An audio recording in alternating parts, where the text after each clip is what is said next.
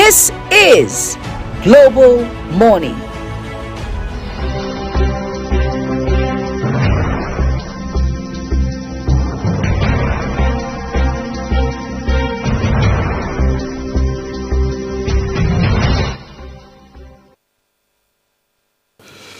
A very good morning to you and welcome to Global Morning. We are ready to start our day with you this morning with a lot of conversation, a lot of facts, a lot of fact checking. We promise to help you navigate your path today in order to bring you a fruitful day. It's a good morning and it's a good Wednesday. A very good time to begin to assess your productivity in the course of the week and what you've been able to achieve. My name is Godwin Sunday, and this morning I'm not doing this alone. I'm doing this with the phenomenal Priscilla. Priscilla, good morning. Morning, Godwin. How are you doing this morning? I'm excellent. Thank you so looking much. bright. Oh, thank you. You look good too. Wow. No, I'm sure I've not heard that for a long while. Of course you do. All right, viewers, we have a lot of items lined up for you this morning. Well, first, we'll take you around the country. We'll take you from the normal conversations here that will now move you straight to the newspaper review, and we'll now bring you back to the table for the AM news, and thereafter we'll bring you the guest upon guest segment where we talk to professionals and experts on different issues that bothers you and help you make informed decisions. Quite a lot of activities lined up for today, but we'll begin the conversation around issues of examination. JAM recently released the results, and thereafter we'll bring in a professional to talk to us in this regard, the course of the show. Well, let's just try to rub minds on it right now and try to help you create a background and a perspective for what is to come in the course of the day. Now, putting this issue in perspective, just recently the Joint Admission Matriculation Board, JAM, was able to release its 2025 results for the UTME result exam that has just been conducted, and it was shocking that majority of Nigerians failed. But that's not even the concern right now. The concern is a lot of young people have been reportedly and allegedly committed suicide based on the outcome of that result. More young people have even been allegedly thrown into a state of depression across the country. But we'll try to look at all of this conversation. But first, let's even talk about the educational system in Nigeria. And Priska, we'll look at what is going on in the country. It's very sad. And first, we want to talk about the fact that a lot of centers, children, teenagers put in a lot of effort in preparation for this exam, and the result is overwhelmingly poor when we look at it. So what we'll begin to ask salient questions. Is it necessary at this point to prepare more and have little result, or prepare less and have better result? Because what we see so far is a situation where these children had sleepless nights. Some centers, they had a breakdown of technology. In some centers, in the course of the exam, they lost network, and they've reported all of this to JAM, but there's nothing JAM can do in this because the result has already been released. What should we begin to do and begin to look even in this stance? Okay, so thank you very much once again for having me or for joining you to join in this beautiful, interesting conversation. So when we say preparations, I think it is relative, right? We have some students preparing, and then some students, maybe I use the word chilling. Yes, when a student comes out to say, I put in so much effort into this and I am not seeing the efforts. And then it boils down to their level of preparedness you get. I had a wonderful lady staying with me. She was more like a younger sister, and all through this examination preparation, I kept on beckoning, calling her, asking, what are you doing, the preparation and all. Unfortunately, at some point, she had to leave just before the JAM examination, and there was nothing I didn't say to her. I tried to convince her, okay, let us stay an extra year preparing you, because I knew her level of preparedness. Do you understand? And I felt like it was important for her to, you don't have to rush into the university if you are not, ready yet, because it is more than just passing the JAM exam. There's a lot that's, out in the university system in that environment. So I kind of beckoned on her, let us wait. Maybe you learn a skill before you go writing this JAM. Just wait, read, learn all you need to learn. But after so much talk and all, she didn't hit. At some point, she had to leave. And then she beckoned on me, I think it was on Sunday, to check her JAM results. She had used my phone number to register. So somehow I knew she was going to call back to check the results. And when I saw the results, I was not shocked. Because I knew her level of preparation. But the way she, sounded, of course, she was downcast. I felt like, trying to call her to encourage her. But I needed to give her time to think. So now that is, that brings us back to the question you asked about preparation. I don't think that a lot of these teenagers are ready for the system, really, if you ask me. This is aside those that are really prepared, of course. There are some people that are prepared. But in as much as we're hearing students failed, how about those ones that really excelled? They are part of the statistics, So if we want to look at the issue critically, I know that JAM has their own role to play, but let us start with the students in question. What preparation do they put in before this examination? Because that is just my observation. I feel, if you ask me, I feel like no student should be rushed into the university system until they understand what it is about. There are lots and lots of distraction now, social media and everything. In as much as it brings a lot of benefits, social media space and all, but these teenagers, we call them Gen Zs, right? I don't know, but there's so much in this space that they don't understand the reality of education anymore. I don't know if you get what I'm saying. I do. Yes, so that is it on student preparedness. Now let us go to the sector itself, or let's go to the institution called JAM, that's a Joint Admission Matriculation Board. Are they ready for a CBT examination? Do they have what it takes? Because we can't have a system or an institution bringing young minds together, young minds, that are ready, vibrant, and they want so much from that system, and then you break their hearts with unpreparedness from your part. So how ready are they for this, path they have taken? I recently wrote an examination with the Nigerian Teachers Institute. NTI. And it was, NTI. It was a CBT based examination. And before we got into that hall, it felt like hours and hours had passed just for a 30-minute examination. At the end of the day, some students went into this hall, and the systems were malfunctioning. This is something that the private sector, you see people running private organizations doing this thing effortlessly. And then when we come to Nigeria as a whole, we come to the educational system and the educational sector, and we find all these lapses. I don't understand. Is it that those guys that are doing these things excellently on their own individually, can't they employ them into the system? Why do we have to experience a breakdown in this technological era that we are in? Honestly, for me, it doesn't make any sense. If we have to source for help from the private sectors, why don't we do that?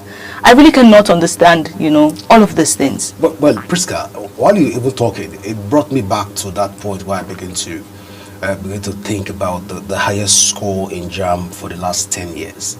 The highest score for this year is around 370, and it's coming from a 15-year-old boy. Wow. That scored 370, and that's the highest so far in 10 years. Okay. Now, I recall where during about 20 years ago, people would benchmark for JAM, the highest score you'll be hitting almost 400 yes. for JAM, and right now we're celebrating 370 in JAM. What a great decline. Now, something happened yesterday in Abeokuta, the Ogun State capital, where a young 19 years old boy that has put it for JAM last year and wrote JAM again this year and scored 119, went to take one of those insecticides. Was killed. Well, he died in the process, though. He was killed, or he killed himself. Okay. Committed suicide. Okay. This is just one of those cases of depression that we are hearing all over the country from young people that were able to sit. They sat for JAM and the result was pretty poor. And we'll begin to ask salient questions like, has JAM overstayed its welcome in Nigeria? Should we begin to look for other ways to admit students into Nigerian tertiary institutions? Should we begin to look for ways to even upgrade the system? Like you've rightly pointed out, are we ready for the CBT exam, computer-based test.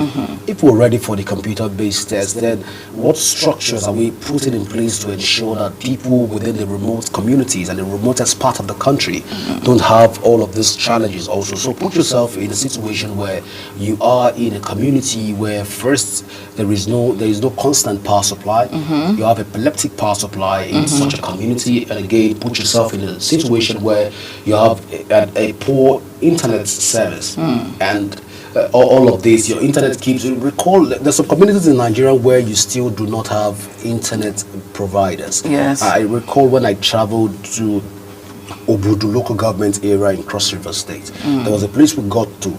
Etisalat, all through my stay in Obudu local government, I recall that Etisalat did not work for a day.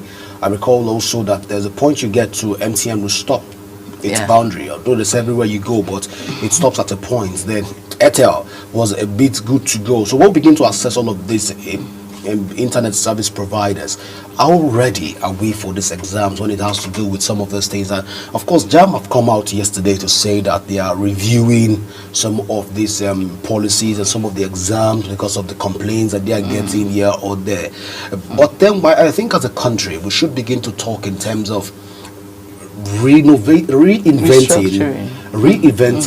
the processes of bringing people to universities. Because right now, if I write JAM last year and I didn't do phenomenally, incredibly well, this year I write JAM again, just like this young man that happened. I'm not saying suicide is the right thing to do. Of course, we don't support suicide. We discourage it even on global television here. We talk against it and we encourage you to stay alive, because once there is life, there is hope. And of course, you can survive the next day. So we encourage you not to even contemplate of committing suicide. If you're depressed, talk to somebody. If you're depressed, of course, you can always talk to us here on global television, and we will definitely get back to you. That's always been our mantra. Let's talk to somebody so that you get help. But in such a situation as this, where the young man wrote JAM last year and it was nothing to write home about, and he's writing JAM this year for the second time and he's scoring 190, one would have said that he did not put in the preparation, that's why he scored 190. But then again, last year he put in the preparation and his result, he still did not get admission. Now that is one side. Two, on the second hand, JAM have often come out to give criterias and age limits for going into and getting admission into Nigerian university. I was seeing a young man being ranked #1 in Nigeria as the best JAM candidate, with scoring 370. He's a 15 years old boy. In this stance, will he gain admission, or he will be forced to wait an extra year, or forced to wait till maturity, which is the age of 18 as enshrined in the Constitution, before he will now start talking about going to universities? All of these irregularities. Again, when we talk about JAM procedures and processes, we are trying to look at it from a general perspective. We're trying to look at from talking about JAM processes and JAM administrative structures. Now, JAM have come of age and we've seen a lot of people gain admission. But then again, shouldn't we begin to talk, after JAM, you now begin to talk about post-UTME exams and what have you. But in such a situation as this, what should we begin to do? When you know that if you're able to succumb the pressure from JAM, you still go back and begin to write post-UTMEs for most schools, and it's still, for most schools again, it's still CBT exams. And again, we'll now return back to square one. Are there no ways we can begin to look at this as a nation, to talk to ourselves and tell ourselves the hard truth?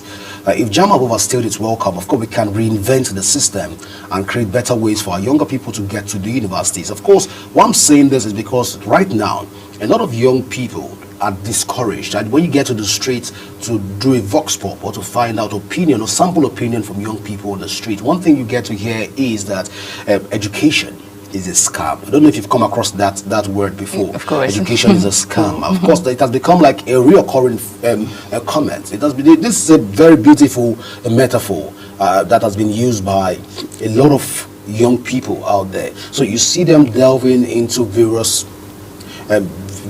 social vices, as it were. We don't see them begin to pay attention to details, and this is really, really sad. So we are looking at all of these things. I begin to ask Professor Ishak Oluyede, who is registrar of JAM. this particular question. If JAM has overstayed its welcome, shouldn't we begin to look for better modalities, probably region-based examination? Because right now, even if JAM cutoff mark for most universities is 220, we know when we travel down to the north, you still have to cut down that particular figure to something less or something more less. So in such a situation where we don't have uniformity in terms of quarter system, uniformity in terms of age grade, uniformity in terms of cutoff mark, uniformity in all of these structures. Prof, please, you will help us to know if all of these irregularities that has characterized JAM for the last 10 years, if it is a welcome development to the innovation and creativity and innovative trend or JAM, or we should begin to look for alternatives. Because right now, if students are already, more students this year are depressed after writing the JAM and seeing their result. And what we've heard right now, what we've read in the papers, is that there are students has allegedly committed suicide. In such a situation, where do we go from here? Because it's a sad tale for us. So we want people from JAM to also help us out in this conversation, even as we're having it with I'm having it with my colleague here in the office. So go ahead. Okay, so you've mentioned a lot of points. I want to start with that very incident you talked about where a student had to commit suicide because of his JAM score. Now, I think all of this stems from the poor guidance and counseling departments we have in secondary schools. The guidance and counseling department, it is, it's so poor. Like when we literally do not have any. We literally do not have any. It is a function of the guidance and counseling department in schools to, be able to guide these young ones, letting them know that it is not the end of the world. When such exams are taken, when examination generally is taken, we should have a guidance and counseling department that still speaks to the student, because it's expected that some will fail and some will pass. Not everybody will pass. Like I said, it all depends on our level of preparedness. Now, that is aside the hitches that could come, technical hitches that could come from the system. Yeah. So if we have all of this hitches, we know where we are in the country, and we should expect this hitch, until we fix these things. But that aside, like I was saying, we should have a functional guidance and counseling department that should be able to call the students back and let them know this is not the end of the world. Take a break, take a chill pill, relax. There is still another year. You shouldn't, just for JAM, why should you think of ending your life? Most of these things come from pressures from their immediate environment. You have parents, pressuring them, and it will shock you that some children are in secondary school already taking care of their parents. Do you understand? So they have so much pressure, responsibility-wise, on themselves, and it leads them to, taking all these kind of drastic decisions. You've not gone anywhere. You're thinking of ending your life. So how about with speaking to them, telling them, okay, while you wait for 1 year, learn a skill. While you wait for 1 year, you can still be productive. It is not the end of the world. You don't have to end your life. Do you understand? And then, to the point where you mentioned, speaking to the JAM registrar or the, RESAC, as you mentioned, JAM, if we decide to take away JAM, we still need a body that is set up to be able to, regulate, not just regulation, but examine the students. You can't take a child from point A to point B without a form of examination. And examination is still very important, especially with, the institutions, the universities we have. You can't just take so there still has to be an institution, whether you call it JAM, whatever you want to call it, there has to be an institution to examine the student. So I don't think it's an issue of scrapping JAM. I think it's just an issue of reviewing a lot of things that, may be going wrong in the system. Like I earlier mentioned, if it has to, I really don't understand why we would have youths in this country doing vibrant things, leading the world or the internet, technology-wise, they're doing a lot of things. We have Nigerian youths doing so much on the internet. But when it comes to our government bodies and all of that, we don't see these things played. We don't see it. We don't see the name Nigeria being ranked where it should be. The government agencies, parastatals and ministries are too rigid for innovations to come. Exactly. So we need more of young minds in this system. They should look for a way to bring them in. They are doing great. I mean, check your internet. In Nigerian youth is doing this. In Nigerian youth, they are just ranking it, they're ranking up when it comes to other affairs. So we can bring this youth to make the system better. I think this is a call to every government agency. I know that, the Nigerian youths have their own way of, venting, and somehow they tend to provoke, the elderly ones in all of these other sectors. But, I mean, they should look beyond their misbehaviors, let me put it that way, the Gen Z vibe and all of that. They should look beyond all of the exuberance, the youthful exuberance, and look for great minds to represent what it takes to be in the 21st century. Do you understand? So we can do better than what it is we are doing right now if we learn, or if we have an habit of bringing in young minds from time to time. It is only natural. It is only natural that the ones that are there already, they might have been weighing out. Like, it is only natural. Bring in young ones into the system. Let them bring in what it is that they have going on for them in their generation, and you will see that we'll take JAM from where it is right now to where it should be. It doesn't matter the name we want to give it. If we want to reform the name just to show that there is an upgrade, why not? But there has to be an examination body that will be able to examine the students properly. And then I was going to also come to the point of still, let me just fall back to that guidance and counseling point, because I don't know how many students that have written JAM that are watching me right now. Yes, you mentioned a 15-year-old. Let me visit that point. A 15-year-old that passed JAM and might be at the whole risk of trying to wait till they are of age to get into the university. I don't think you should judge students, weigh them on the same scale. Everybody is different. They always say every child, so there's no uniformity in the benchmark. There shouldn't be. That's a state of hypocrisy. That's a high state of hypocrisy. There shouldn't be, because if you don't have a uniformity in the age bracket, then that's a very that's a disservice to students that are 14, 15 that have been able to surpass the cutoff mark for sub-university. Federal universities to be particular about.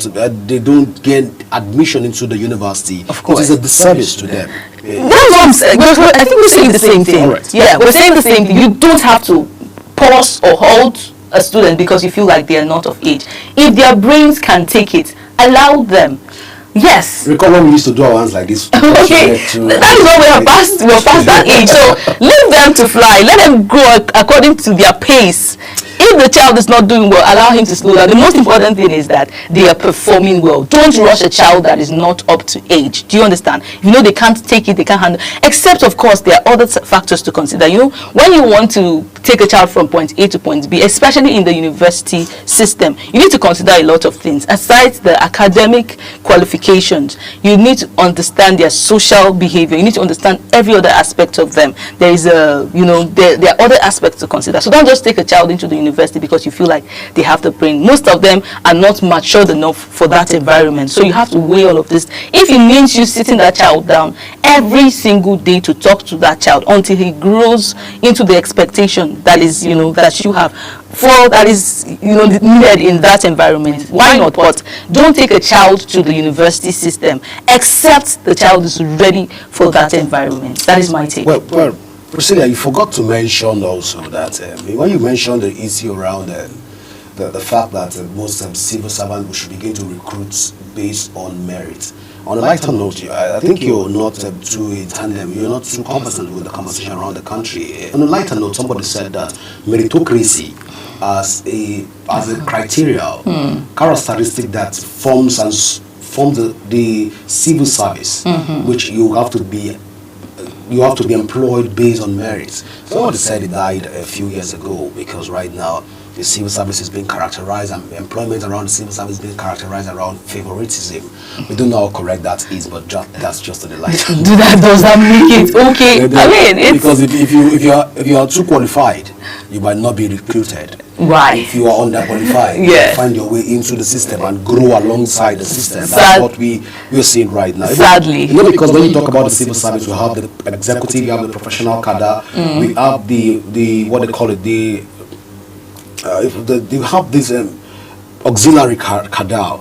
So we have different class: administrative class, the executive class, the professional class, the what they call it, the secretariat class, then the what they call them, this other guy that provide most of this what they call the security auxiliary staff. They call them the auxiliary class of the civil service. Now, all of those cadres in the civil service, we don't know if we still have those cadres in the Nigerian civil service, because the kind of recruitment we see. I would have wondered if a case like the Economic and Financial Crime Commission, we have a lot of boys that commit havoc even on the internet space. We begin to talk about some of the professionalism that we need to begin to adopt. One begin to ask, how can a young boy of 18, 19, 20 be able to manipulate the system in such a way that is robbing a bank and taking a particular percentage of profits from the bank on a daily basis? So this was found out by the EFCC, and this was done repeatedly over a given period of time. I would have thought that at this point we'll begin to take these boys in and take out the criminal minds out of them and begin to try to reinvent their thought line in order to be more productive to Nigeria in terms of our finance and all of things, our productivity. Exactly. And begin to innovate the system. All these our fintech guys are doing fantastically well Exactly. out there. One would have thought that by now the fintech guys will be incorporated into the Ministry of Finance by extension and begin. But like I said before, the lighter note, meritocracy has lost its way in the civil service. It's time for us to, more than ever before, lend our voices to this and abnormalities, to these irregularities. We cannot stop talking. Well, that's what we do here. We can't Yes, stop talking. But at this point, we'll go for a short break on Global Morning. And when we return, when Global Morning comes back, we'll be taking you straight to the newspaper review, where we'll talk about all the issues around national dailies across the country. Please stay with us as Global Morning continues in a moment.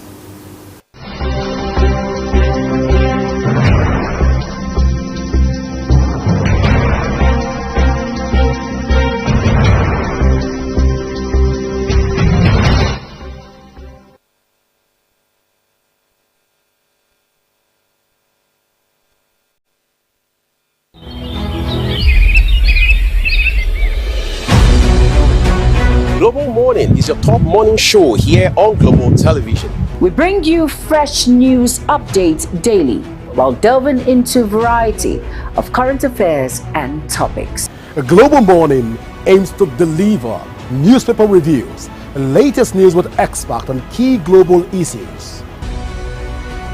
And at the same time, keeping you well informed about important events, both national and internationals. Global Morning serves as a valuable source of information, helping viewers like you start your day well informed.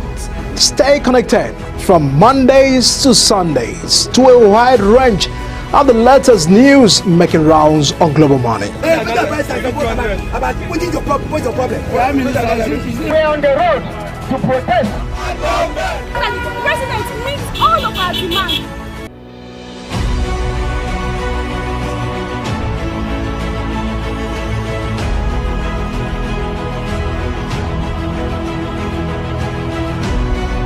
This is Global Morning.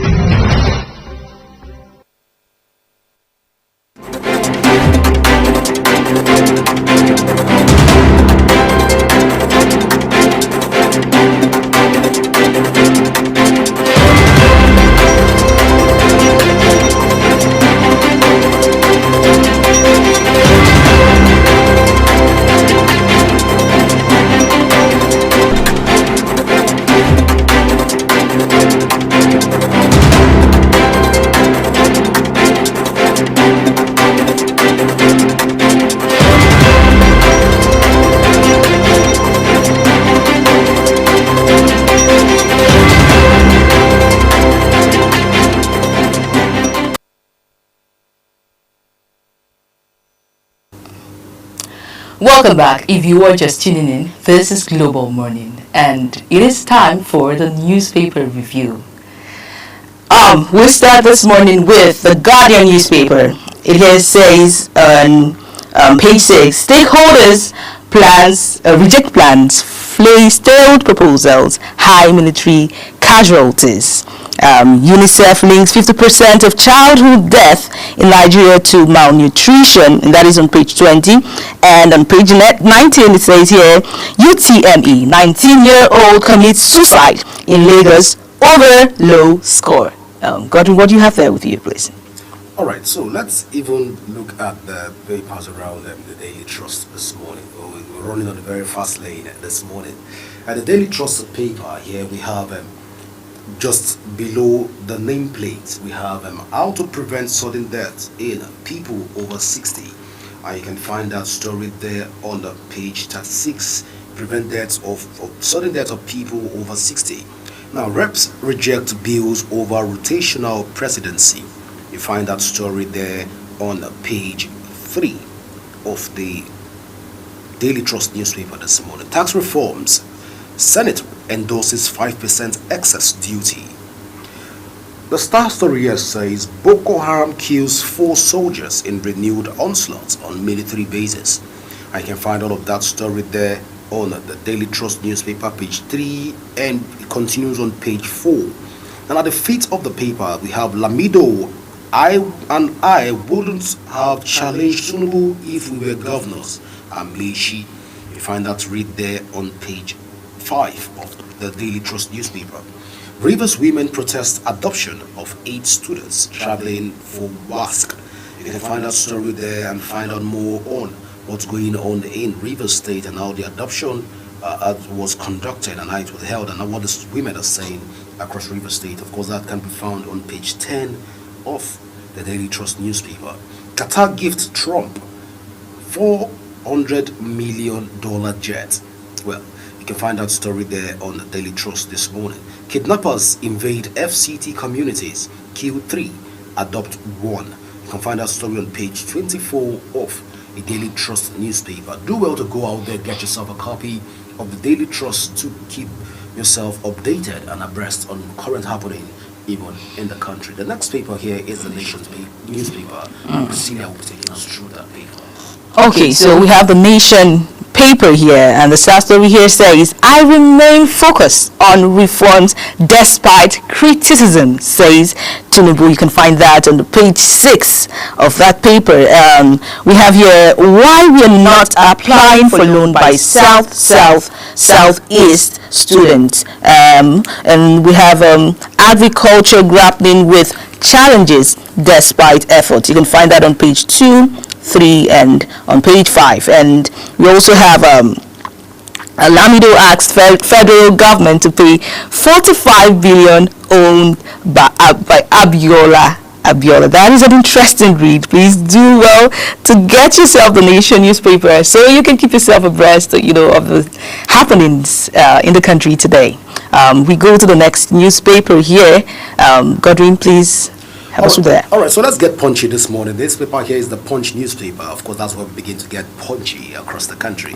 Now, just above the nameplate, we have 3 good stories there, which says political. It comes with a kicker here that says political firefight. Saraki panel mobilizes PDP bigwigs against defections.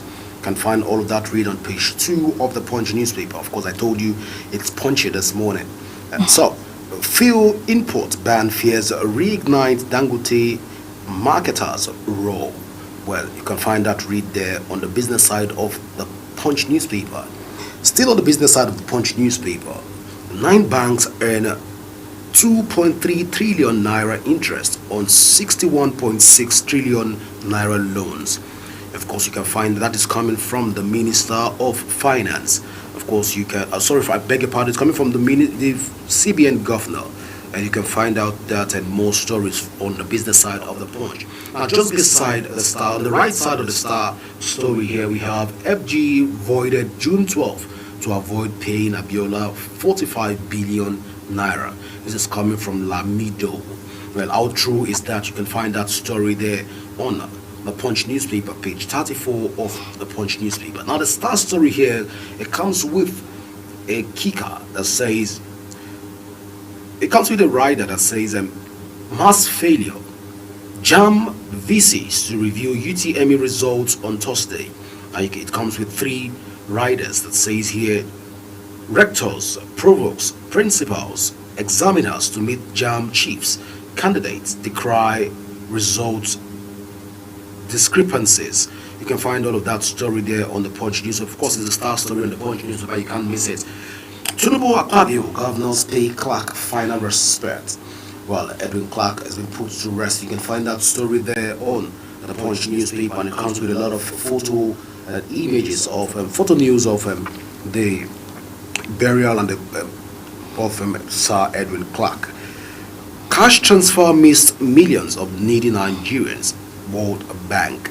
Well, you can find that story there on page 36. Obasa APC protesters clash over LG primary outcome. Well, you can find that story on page 34 of the Punch newspaper. U.S. shares Wigway's helicopter crash report with FG.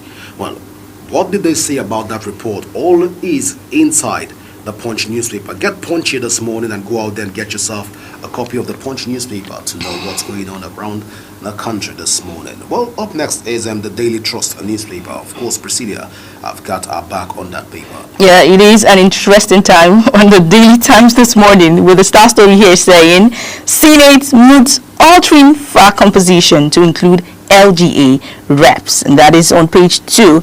On page 12 of the newspaper here says Tinubu, Jonathan Akpabio, Obowoberi, all the you guys Clark at funeral. And then on the page 8 it says Nigeria to integrate 10 million out of school children by 2027. We hope that comes through. And then on page 12 here it says Koshuede remains PDP acting national secretary, NWC says. And on the page 16 of the Daily Times says deploy swift military action to tackle Boko Haram resurgence in Northeast. That is coming from the Senate. On page 4 here says West Africa security and political economy. That is, I beg your pardon, that is coming on page 19 of the Daily Times papers. So, Godwin, what do you have to say about what is happening in our country?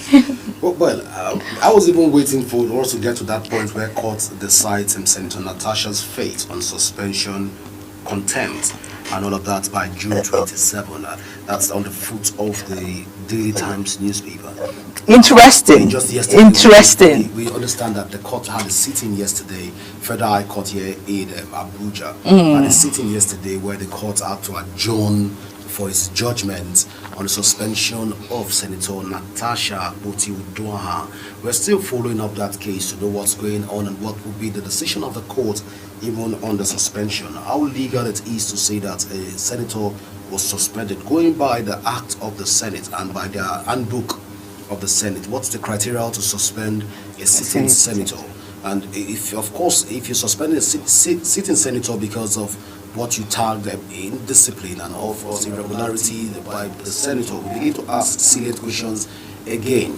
The senator did not operate or did all of this in isolation. There were allegations and counter allegations that the senator has raised. How come it's only one person that is being on the front burner of the suspension? How come it's only one side of the conversation that we are tilting towards, and the other parties that are involved in all of this are meant to walk free? I hope this is not another case of what we saw just recently, where the returning officer that announced Godswill Akpabio's election, despite the fact that a lot of people have said the election was marred with a lot of irregularities, is walking free. Hope this is not another case of all the senators in the country where you say if you want your sins to be forgiven, you have to move to the ruling party because that they are the forgivers of sin. Hope this is not another case of all of this. But we'll see how this plays out come June 27. If justice will not be perverse, if justice will be served fresh and hot come June 27. Well, I think I cannot really understand why it takes a long time for, you know, the laws in Nigeria to be enforced. It's really very easy to, it was so easy to suspend her. Like, it came so quick. So why are we taking this long? Why are we taking this long to investigate this issue? Why is it taking so long? Why is it taking forever? Who will carry out the investigation? If you say the Nigerian police should carry out an investigation, are you talking about Nigerian police that almost half of the Nigerian police is guiding and protecting the lives of top politicians? Wow, who will carry out the investigation? I don't. Is that how bad it is? It is not. It is what it is in the country right now. How many police officers have you seen that have been? How many police officers are following politicians? Sometimes you attach 2-3 police officers to one politician, as against you attaching. Now, when you get to the police post in most communities across the country, you get there and meet only perhaps just 13 police personnel to guide and secure the lives of more than 300,000 people within that space. Or let's even say 20,000 people within that space. Divide that number of police officers to 10,000 people within a locality. Let's use, for example, you've taken that conversation to Akwa Ibom State, and you get to a community like Una, you get to Afagobium, or maybe all of those communities, and you see one police post, and you find in that community close to 5,000 individuals and residents of that communities. They are just there, and 5,000 police officers for 20-30 police officers to 5,000 community and dwellers. How many police per one person? You're looking at approximately, maybe you say 100 police or 200 police to 200 community dwellers or commuters and community residents to one police officer. Meanwhile, we have 2 police officers assigned to one politician. And you can still find a situation where you have members of the secret service, that's the DSS. You still find them still being attached to various politicians. That's even on one side. Okay. They are not the one that you called for this. So let's begin to look at all of that. No. Let us compare this Natasha's issue now to the very quick and fast measure that was taken in River State. It was so fast. Everything can be fast in this country. Exactly. It was not even going too far. How long did it take us to pass the national anthem? Exactly. So we still, at the end of the day, we still have, even if we would not agree totally that our democracy, you know, is 100% functional, but as long as we are human beings, we would always have different interests, right? Yeah. So we had a president that stepped in, you know, to endorse the passage of the new national anthem as fast as possible. We had the president that stepped in to, you know, suspend the River State governor Fubara ASAP. Against all odds. Against all odds. It was so quick. Why is this taking so much time? Well, did we need the police to do all of that? Did we need any kind of investigation from the police? Did we need any kind of, you know? We'll look at all of this. So I can't understand why this is slow. So at the end of the day, it kind of you know, plays out as if the majority are those that, you know, enjoy the rewards or the victory at the end of the day, or those that are in power. It looks like a power tussle, you know, at the end of the day, which is not supposed to be. This issue, as far as I'm concerned, is not supposed to still be lingering till this time.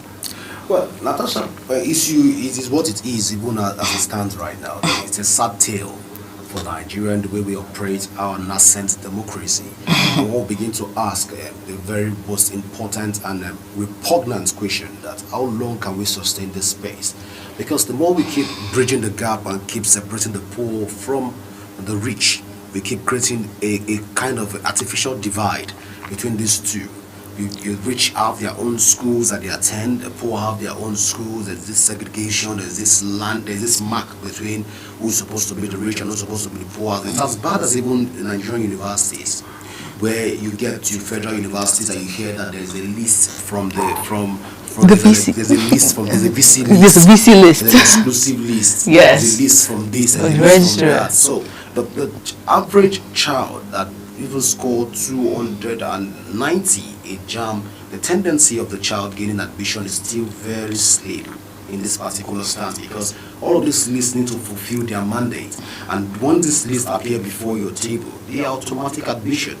And right now, the segregation has even heated more, even deeper, where we have now a situation where the university systems in our schools will begin to reserve certain courses like law and medicine for the children of the rich.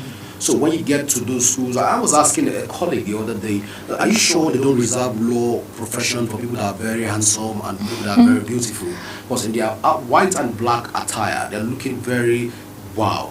And in the long run, I begin to ask, is it sure it's not reserved for people that are exceptionally beautiful, handsome and what have you? But when we look at it again, we'll now begin to ask, these people that you claim they are handsome, they are very beautiful, were they not nourished from a very good home and also given the best of creams and the best of clothes and the best of education? Probably this is why they are looking astonishingly beautiful, perhaps. But then the reality is that Natasha issue will continue to linger for the better half of the 2025. We hope not. No, it will continue to linger. It is what it is. Suspension, nobody have come out to say that the suspension has been revoked.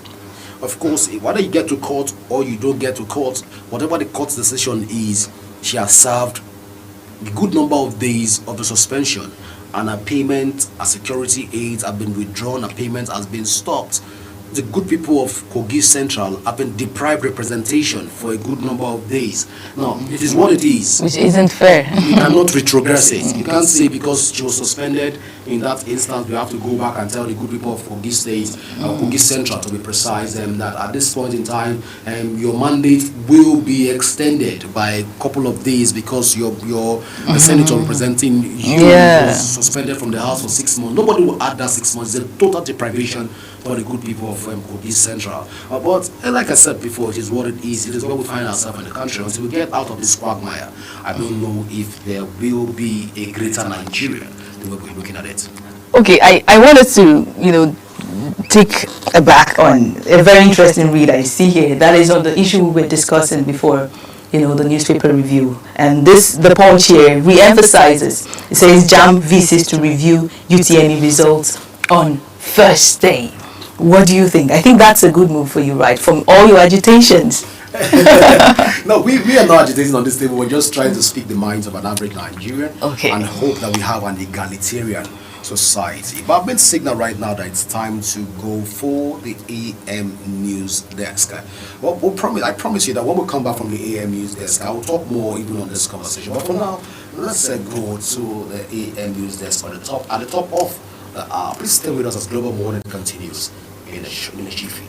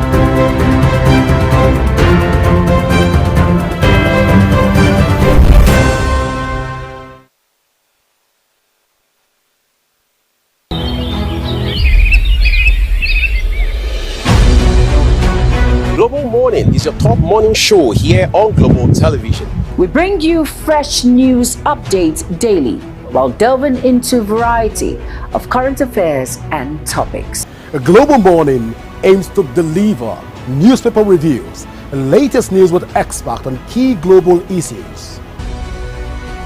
And at the same time, keeping you well informed about important events, both national and internationals. Global Morning serves as a valuable source of information, helping viewers like you start your day well informed. Stay connected from Mondays to Sundays to a wide range of the latest news making rounds on Global Morning. We're on the road to protest. The president meets all of our demands.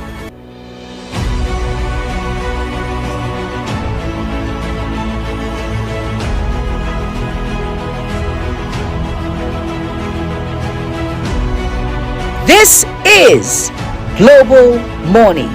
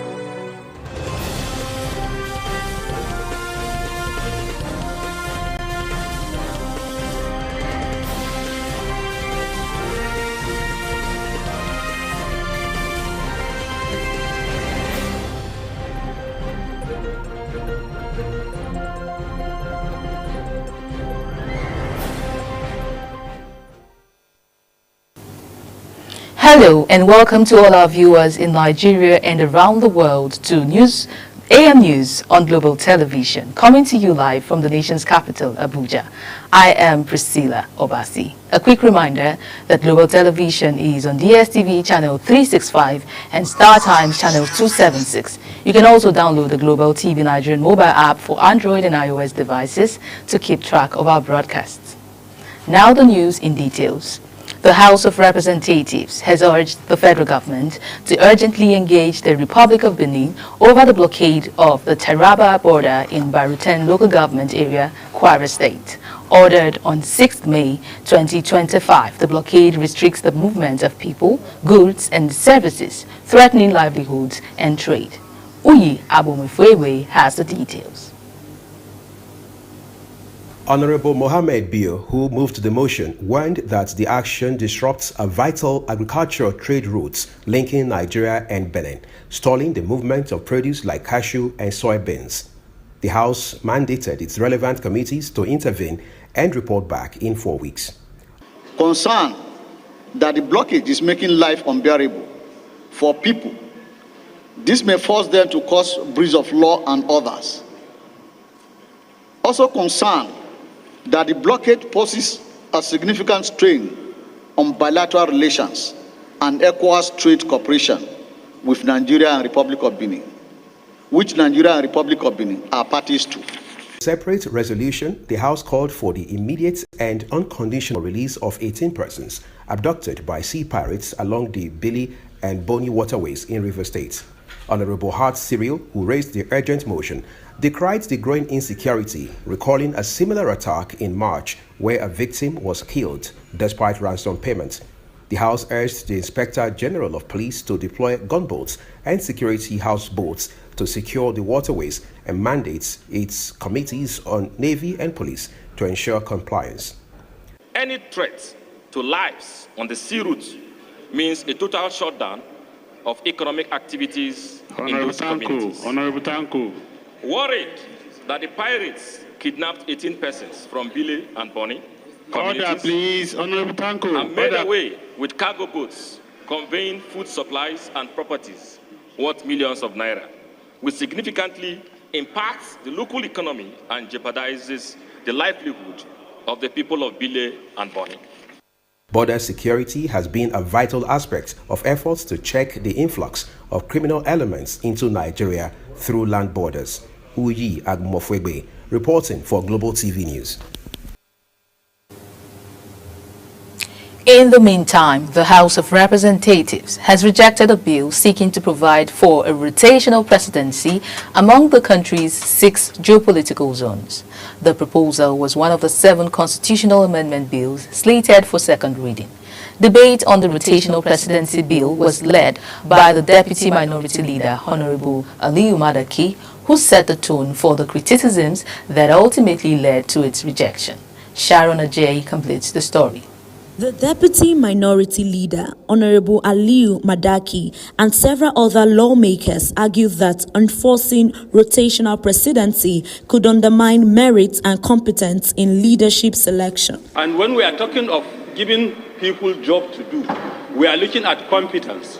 We are looking at ability. I don't know why.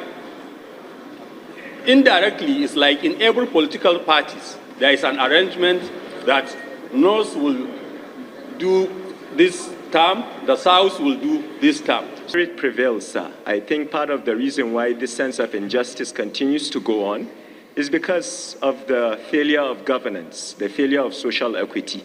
So, Mr. Speaker, I implore that we do not set a dangerous precedent and put it in the Constitution without due diligence. Are we going to force parties to actually pick someone from each region? How many parties do we have?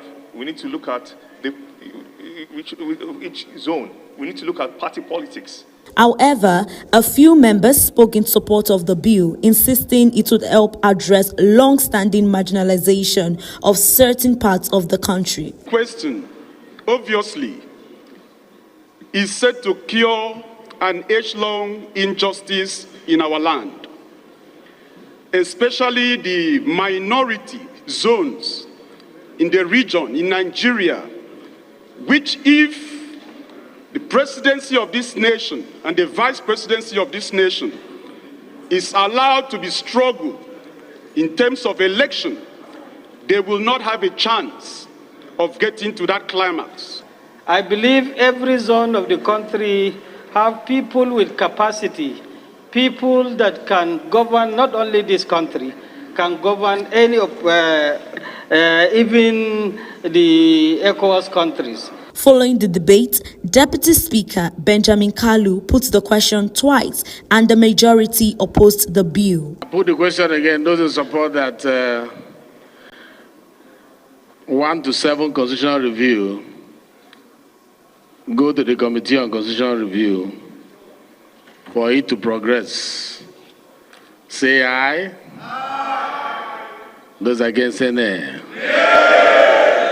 The nays have it.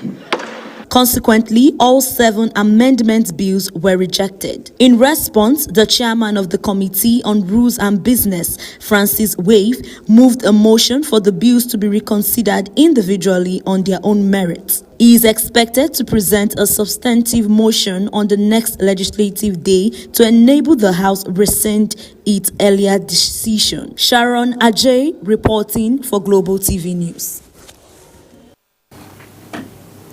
Key cultural and government officials have commended President Bola Tinubu's administration for giving its growing emphasis on culture as a tool for national identity, unity, and international relations. The commendations came during a press conference organized by the National Institute for Cultural Orientation at the Brazilian Consulate in Lagos, part of preparations for the forthcoming World Orisha Congress and Nigeria-Brazil Cultural Exchange. His Imperial Majesty Oni Adeyeye Enitan Ogunsi, or Jaja II, Oni of Ife and global patron of the World Orisha Congress and Nigeria, praised the President for fostering a climate that supports cultural and traditional institutions. Moving on, President Bola Tinubu has sworn in 2 newly appointed commissioners of the Independent National Electoral Commission, INEC, as its chairman. Mahmood Yakubu dismissed widespread speculations that he had been removed from office. Speaking with the State House correspondent shortly after the Federal Executive Council FEC meeting at the Presidential Villa, Abuja, Yakubu affirmed his position and clarified that no such action had been taken by the President. Kikelomo Okere completes the story. The Independent National Electoral Commission Chairman Mahmood Yakubu revealed that the Commission had forwarded 142 recommendations to the National Assembly as part of ongoing efforts to reform Nigerian electoral process. Following its internal review of 2023 general elections, Yakubu expressed satisfaction with lawmakers' response and piece of action. Weeks ago, we had a retreat in Lagos with the Joint Committee of the Senate and House of Representatives on Electoral Reform. Thereafter, the National Assembly is going to organize a public hearing, and it's after the public hearing that now a new bill will at the end of the day be submitted to the President for assent. So we're working with the National Assembly on electoral reform. The submission of recommendation and continued legislative engagement, Yakubu says, were part of the Commission's commitment to ensuring more credible and transparent election in the future. Kikelomo Okere, Global Television News. The Nigerian Defense Academy, NDA, has announced the screening process for the 2025 admission cycle for the 77 regular course on May 24. The Academy's Public Relations Officer, Major Mohammed Maidawa, announced in a statement in Kaduna.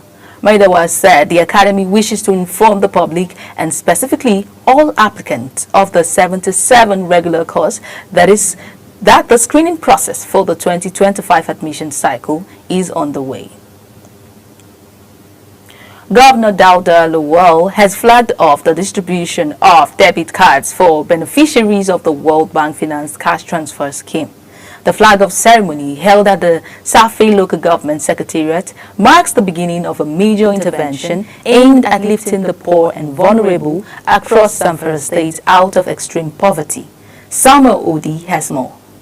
Government's Conditional Cash Transfer Scheme is a social protection program supported by the World Bank, targeting poor and vulnerable households with financial assistance to improve their standards of living. Zamfara State Governor Dauda Lawal reaffirmed his administration's commitment to support the most vulnerable members of the society. He described the launch as the milestone in his mission to rebuild a more inclusive and prosperous Zamfara. The purpose of this empowerment is to enable you to invest in your future so that you can support yourself and your families and contribute to the growth of our local as well as national economy. The State Commissioner for Humanitarian Affairs and Relief Matters, Salisu Tafiu, and State Coordinator National Conditional Cash Transfer Scheme, Aminu Gusau, gave a detailed background of the beneficiary registration and verification process, emphasizing transparency and efficiency. This important distribution and activation will be jointly executed by State Cash Transfer team and payment service providers that are already on ground. As we commence this battle exercise, Your Excellency, I urge all stakeholders, community facilitators, local government officials, security agencies, and GROs, that is grievances address officers, to work in unity and commitment toward the successful completion of this process. Highlights of the event was a symbolic presentation on activation of debit cards, followed by direct cash disbursement to selected beneficiaries. Samuel Odi reporting for Global Television News. The Abuja Electricity Distribution Company, AEDC, may be going through a trying moment following the shutdown of electricity supply to Buhari Area Council of the Federal Capital Territory, FCT Abuja. Buhari Area Council is one of the largest councils area in Abuja and boasts of area like Kubwa, Duse, Gwarimpa, Sokale, Ushafa, Buhari, Jigo, Pambara, Umadam, and a host of others areas. The council area plays host to major federal agencies of government, including the Joint Admission and Matriculation Board, JAM headquarters, and the Nigerian Law School.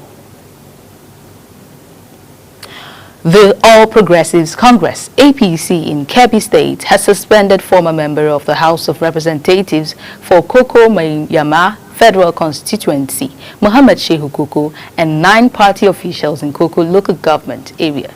According to the suspension letter jointly signed by the APC local government party chairman, Muhammad Maibarga, the local government executive chairman, Sirajo Usman Koko, and 14 other stakeholders of the party in the area, stated the action was due to alleged anti-party activities, disloyalty, and harassment of the party's executive members. Managing Director of the Rural Electrification Agency, REA, Abba Aliyu, says 80 million Nigerians lack access to electricity.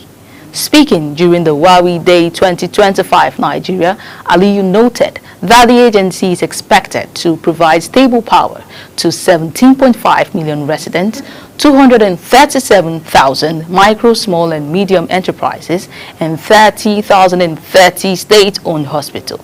Head of Huawei Digital Power Nigeria, Cruz Ni, stated that the company will continue collaborating with partners to advance Nigeria's energy transition, bringing stable, green, and sustainable power to more rural communities. You are watching the live broadcast of the AM News. When the AM News returns, Trump in Saudi Arabia signs $142 billion armed deal. Details coming shortly, plus business and sports stories on the other side of this break. Please stay tuned.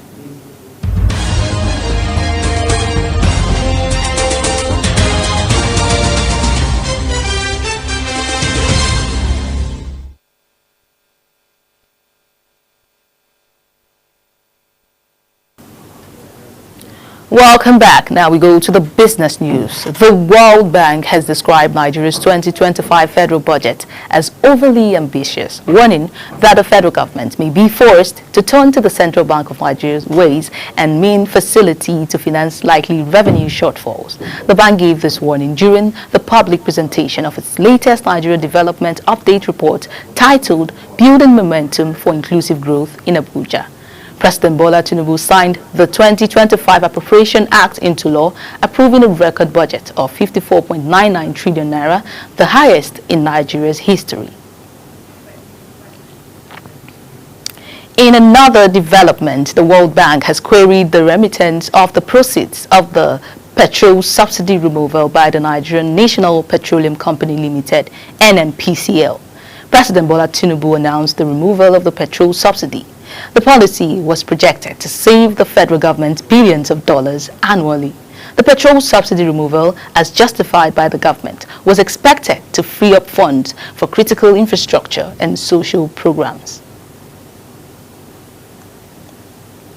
In a move that could send shockwaves through immigrant communities, lawmakers in the United States have introduced a draft bill proposing a 5% excise tax on all remittance sent abroad.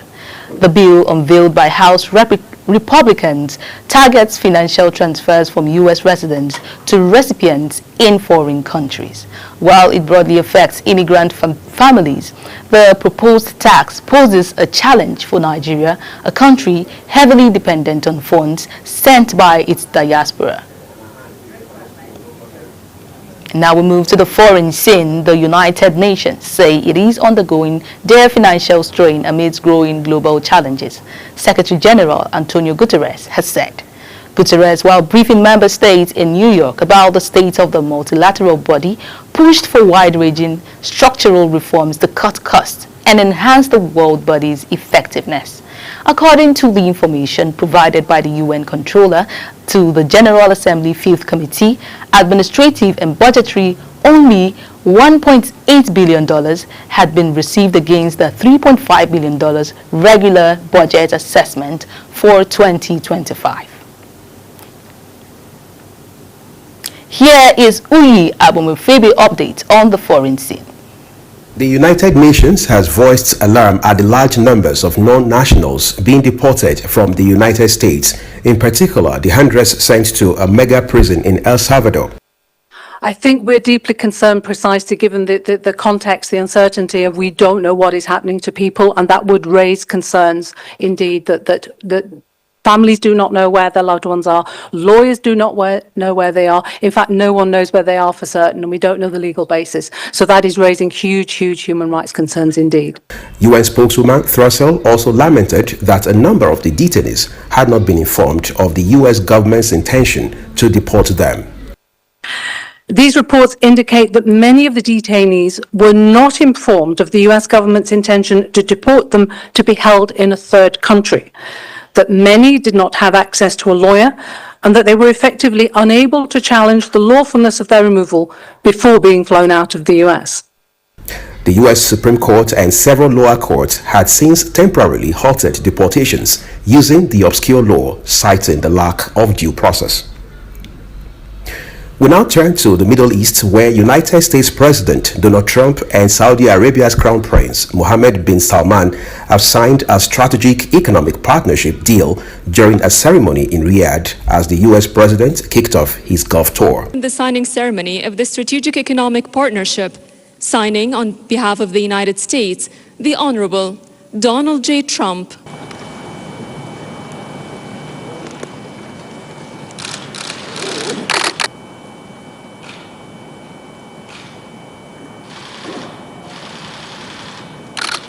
Trump and Prince Mohammed signed the agreement that a Saudi official presiding over the event called a strategic economic partnership without providing precise details about what the deal entails.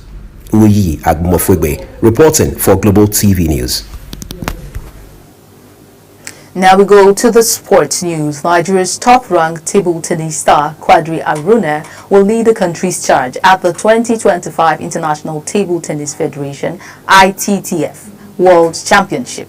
finals in Doha, Qatar, as the continent continues its quest for a historic first medal at the prestigious event. The tournament is scheduled to take place from May 16 to 25, with Nigerian athletes set to compete across singles and doubles events in both the men and women's categories. The Super Falcons of Nigeria will face the indomitable Lionesses of Cameroon in a high-profile international friendly scheduled to hold across two venues in Ogun State following a strategic partnership between the Nigerian Football Federation and the state government. The federation's president, Ibrahim Gusau, the matches are part of the broader effort to decentralize top-level football events and strengthen the country's football economy through greater collaborations with state government. The first match would be played at the Remo Star Stadium in Ikenne on Saturday, May 31st, while the return leg will take place at the recently upgraded MKO Abiola Sports Complex in Abeokuta on Tuesday, June 3rd. And still in sports, the Real Madrid are actively exploring defensive reinforcement ahead of the new season, with centre-backs Dean Hussein, Williams Saliba and Ibrahim Konate on the club's shortlist, according to the transfer expert Fabrizio Romano.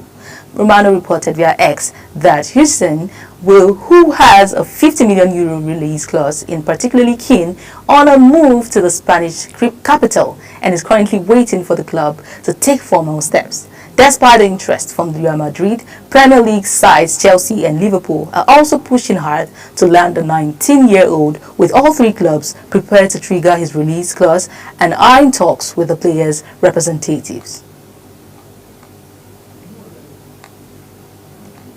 And that is it on Global TV AM News. A quick reminder that Global Television is on DSTV channel 365 and Star Times channels 276. Kindly follow us across all social media platforms now showing on your screen using @Global TVNG.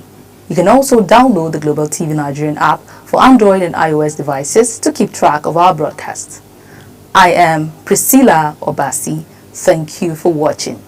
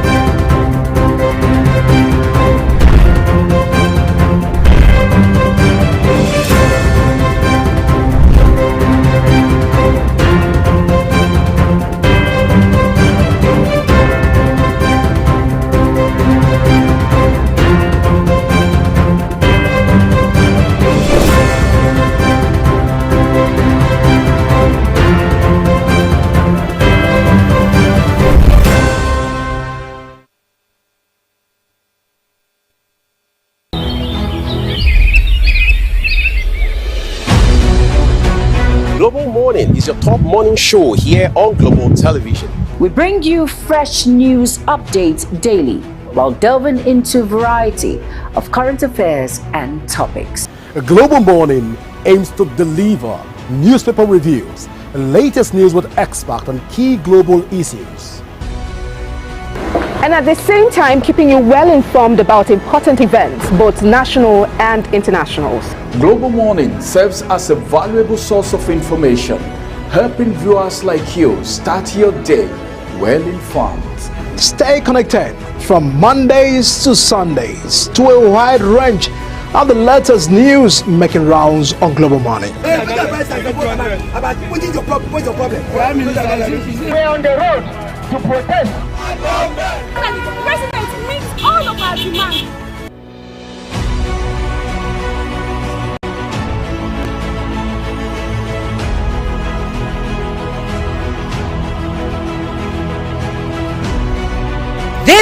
is Global Morning.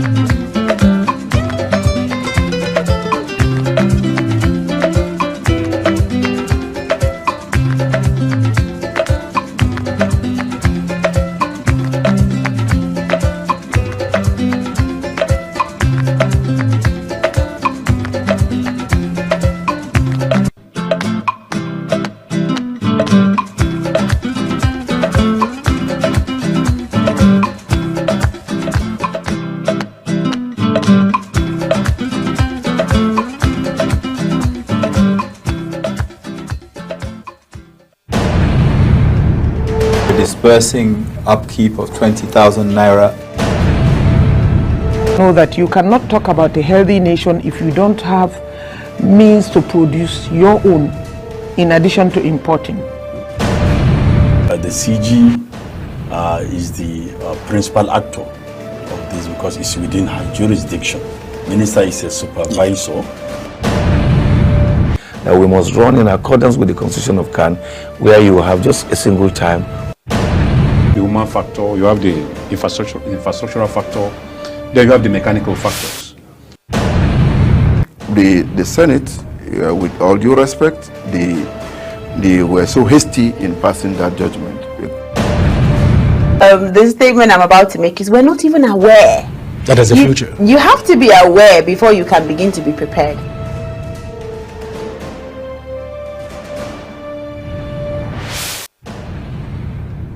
Do you know that global television can be watched in Nigeria and all over the world?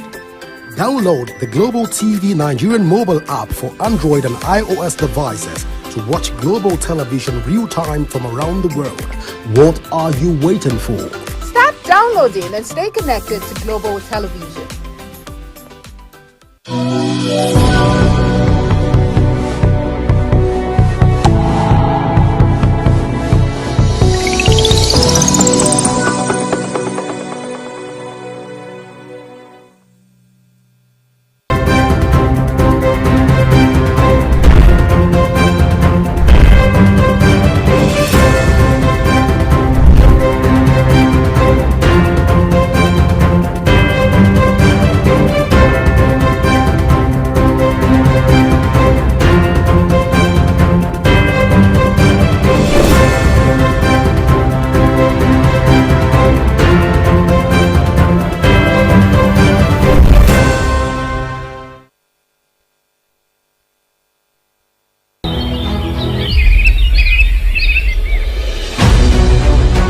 Global Morning is your top morning show here on Global Television.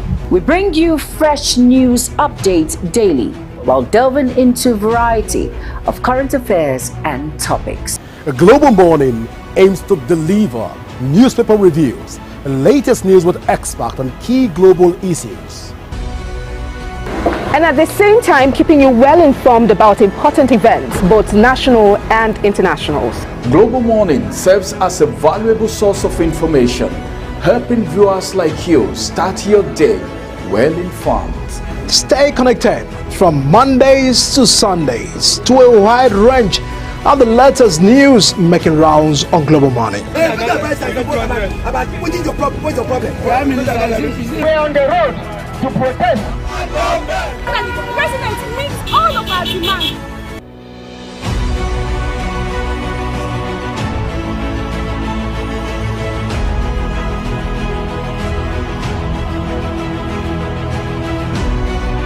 This is Global Morning.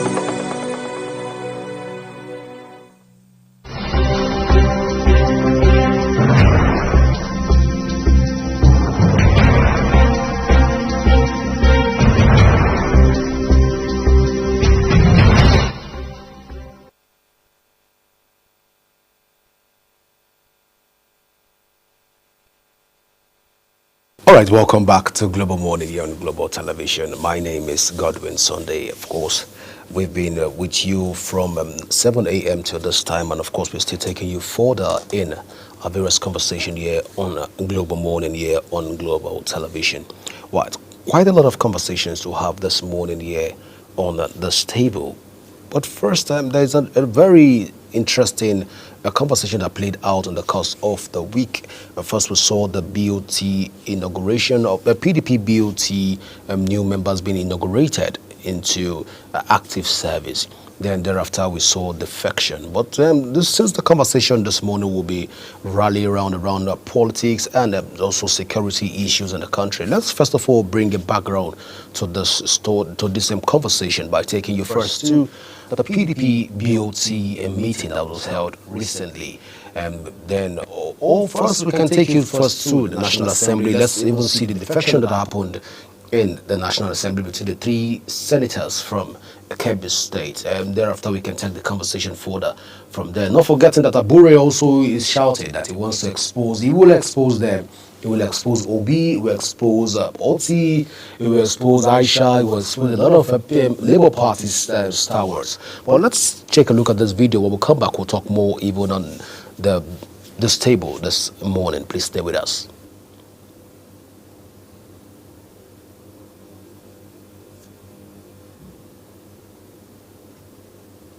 All right, so we are trying to get that video for you. While we will be waiting to get that video, it's quite a sad incident that people from the People's Democratic Party, PDP, have been able to move from, in Kebbi State to be precise, move from Party A to Party B. I understand that the video is ready, so let's take a look, then we'll come back to the conversation.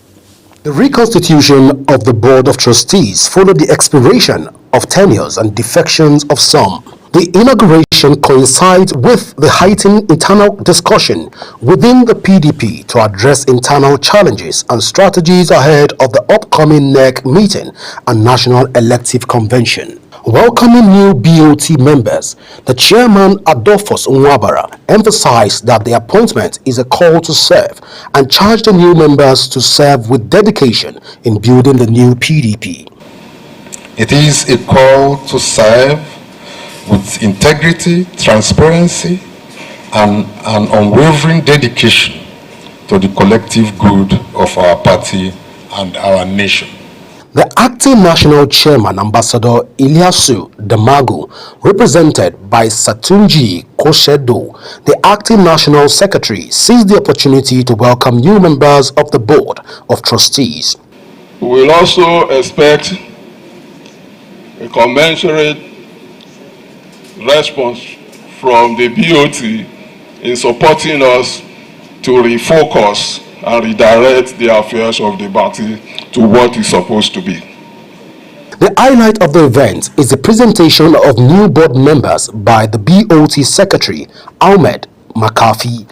Speaking to journalists, some members of the newly inaugurated BOT spoke on what to expect from the new BOT. And that is a new beginning for our party, a regeneration of the glorious past. Takeaway is that is a call for a bigger service. For those who has been thinking that PDP has gone. If you're a good biblical scholar, you know that even Christ had defection in his time. The Bible recorded that at some point some disciples left him. So that is expected. Are taking place in all parties. There are people leaving PDP to other places, and there are people leaving other places to PDP. So I believe the most important thing is that members of the party who can't come to this forum, who are in the villages, they're in the party. They have not gone to anywhere. The PDP hopes that the newly inaugurated BOT members will bring renewed vigor to the party's leadership and help to navigate the challenges ahead. Godwin Sunday, Global TV News. Announcement by Senator Mohamed Adama Alero, Garkwang Gwendu, a former governor of Kebbi State. The letter is titled Political Realignment. I write not only as a senator of the Federal Republic of Nigeria, but also as a servant of the people, guided by conscience, duty, and commitment to progress. After deep reflection, extensive consultations, and careful assessment of the current political and socio-economic realities of our dear nation and my constituency, I made the decision to formally resign my membership of the People's Democratic Party, PDP, and rejoin the All Progressive Party, APC, of which I was a founding member. Letter. I now go on to read the second letter from Senator Dr. Yahya Abdullahi, the former leader of this distinguished Senate, and it's titled, Withdrawal of my membership from the People's Democratic Party and rejoining the All Progressive Congress, APC. And I'll go ahead to read the third letter. From Senator Garba Musa Medoki, Chairman Committee on Legislative Compliance and Vice Chairman Senate Committee on Information and National Orientation, representing Kebbi South Senatorial District. Letter of defection from People's Democratic Party, PDP, to All Progressive Congress, APC.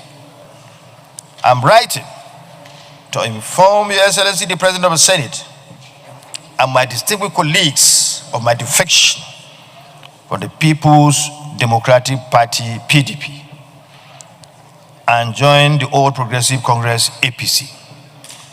My decision is based on the lingering internal crisis of the PDP and my belief that the ideas of the APC are better aligned with my political aspiration. Who are insinuating on the largely unregulated social media that the president of the country, His Excellency President Bola Ahmed Tinubu, GCFR, is working with his party, the APC, to turn Nigeria to a one-party democracy. We are not at the polls. No one is being coerced. If anyone will be coerced, definitely it is not Senator Adamu Alero that I know and that all of us know. It is not Professor Yahya Abdullahi that will be corrupted by anyone. Neither is it Senator Medoki, who had also made a mark in the private sector before he ever ventured into politics. They are not in politics so that they could feed. All right, welcome back. My colleague here said it's the same old stories across the country where we get to hear that the People's Democratic Party are moving cross-carpeting from the People's Democratic Party to the All Progressive Congress. And also the members of the All Progressive Congress are also cross-carpeting to the PDP. Well, some people will say that once you move from the APC to the PDP, your sins will be remembered. But if you move from the PDP to the APC, automatically APC have a tendency of pardoning sinners. And because all your sins will be forgiven. How correct is that assertion? We can't tell for now. But then it is what it is this morning where we have defection, official defection from Kebbi State. But that's just the basis for the conversation. Of course, just when we thought that PDP has begun to strengthen its house, looking at the first video that we had there, where the BOT of the People's Democratic Party was able to inaugurate new members. Now, when the all Senate members of the Kebbi State left there, he said something that was very striking. And what they said was that the party is at war with itself. The party has a disorganized leadership.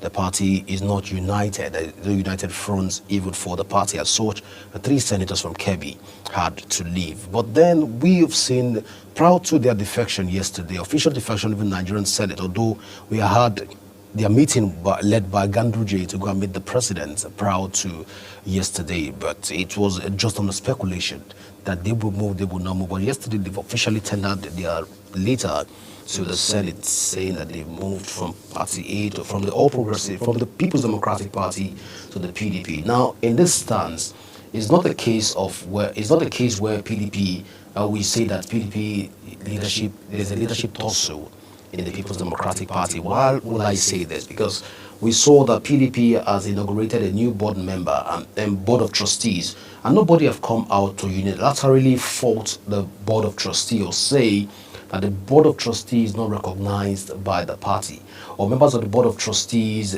belong to another faction of the party, or to say that the soul of the party is dead. We saw vigor, we saw excitement by people coming out from all walks of life to celebrate with the People's Democratic Party, but using the board of trustees. Now that vigor would be that there is some sort of reincarnation of the PDP and revitalization of its political strata, and as such there is a tendency for the party leadership to be strengthened. Of course, just yesterday we still saw a letter making the rounds on various social media handles that says that Anyanwu has been recognized as the PDP secretary. But then it is not what it is, where even at the board of trustees where we had this other candidate serving as in the acting capacity for the National Working Committee. Now all of this put together, including Damago serving as the acting national chairman of the party till we have their Congress and their national elective positions that have been carried out. But all this are put together, one begins to wonder, where do we go from here if parties do not have ideologies that we can reckon with in Nigeria? Looking at the People's Democratic Party, the All Progressive Congress, the Labour Party, the other thing that stands very outstanding for the Labour Party is the Mama, Papa, Pikin, in their logo, and all of that. And then the SDP, the NNPP, we begin to wonder, what does this party stand for? Perhaps because we don't have a recognized ideology that is being sold to Nigerians, just like we have in the Republican and the Democrats. You know what to expect from two major political parties.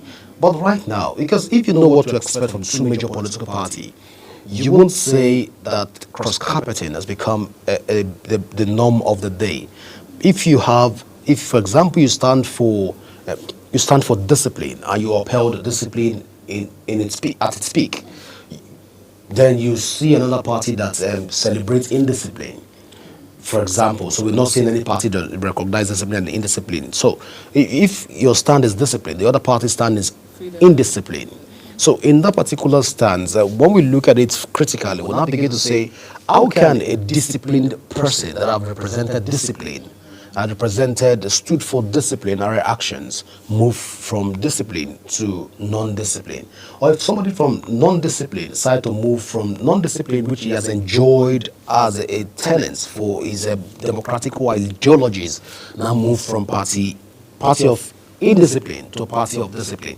Now, because this forms the ideology, it will be difficult for them to collide, for you to cross-carpet, because both of you don't have the same kind of thinking pattern. It differs. But when you have all of these things where ideologies are not being sold on campaign grounds, rather we have mantras that is being sold. So when you say PDP, people shout power. When you say the APC, people shout change. And all that is what mantra does for us, and not ideology. We wonder what is power, what is change. It sounds similar. Perhaps because of the similarity, that's why people can cross carpet from party A to party B. But we can't say for sure what the reasons are, if knowing fully whether your party is fighting to resolve some of its internal crisis, and you peg the defection to the rift in the party leadership, then one begins to ask, how sure are we that Nigerian politicians are not just capitalizing on the weaknesses of Nigerians, using hunger and stomach infrastructure to deprive Nigerians of some of the dividends and benefits of democracy? But the days ahead will tell if where we are standing right now is a solid or a fallow ground. Well, Priscilla, looking at all of this conversation right now, I know for one, the Nigerian, you are more particular about the fact that more Nigerians get to feel the bonds in this conversation, because of all the two elephant fights, the grass will definitely suffer. But let's even get your take even in this conversation so far. Well, I want to start with the fact that, talking about this thing, sometimes it's tiring. It's tiring. As far as I'm concerned, it's an issue of, the defection for me is an issue not beat them, you join them.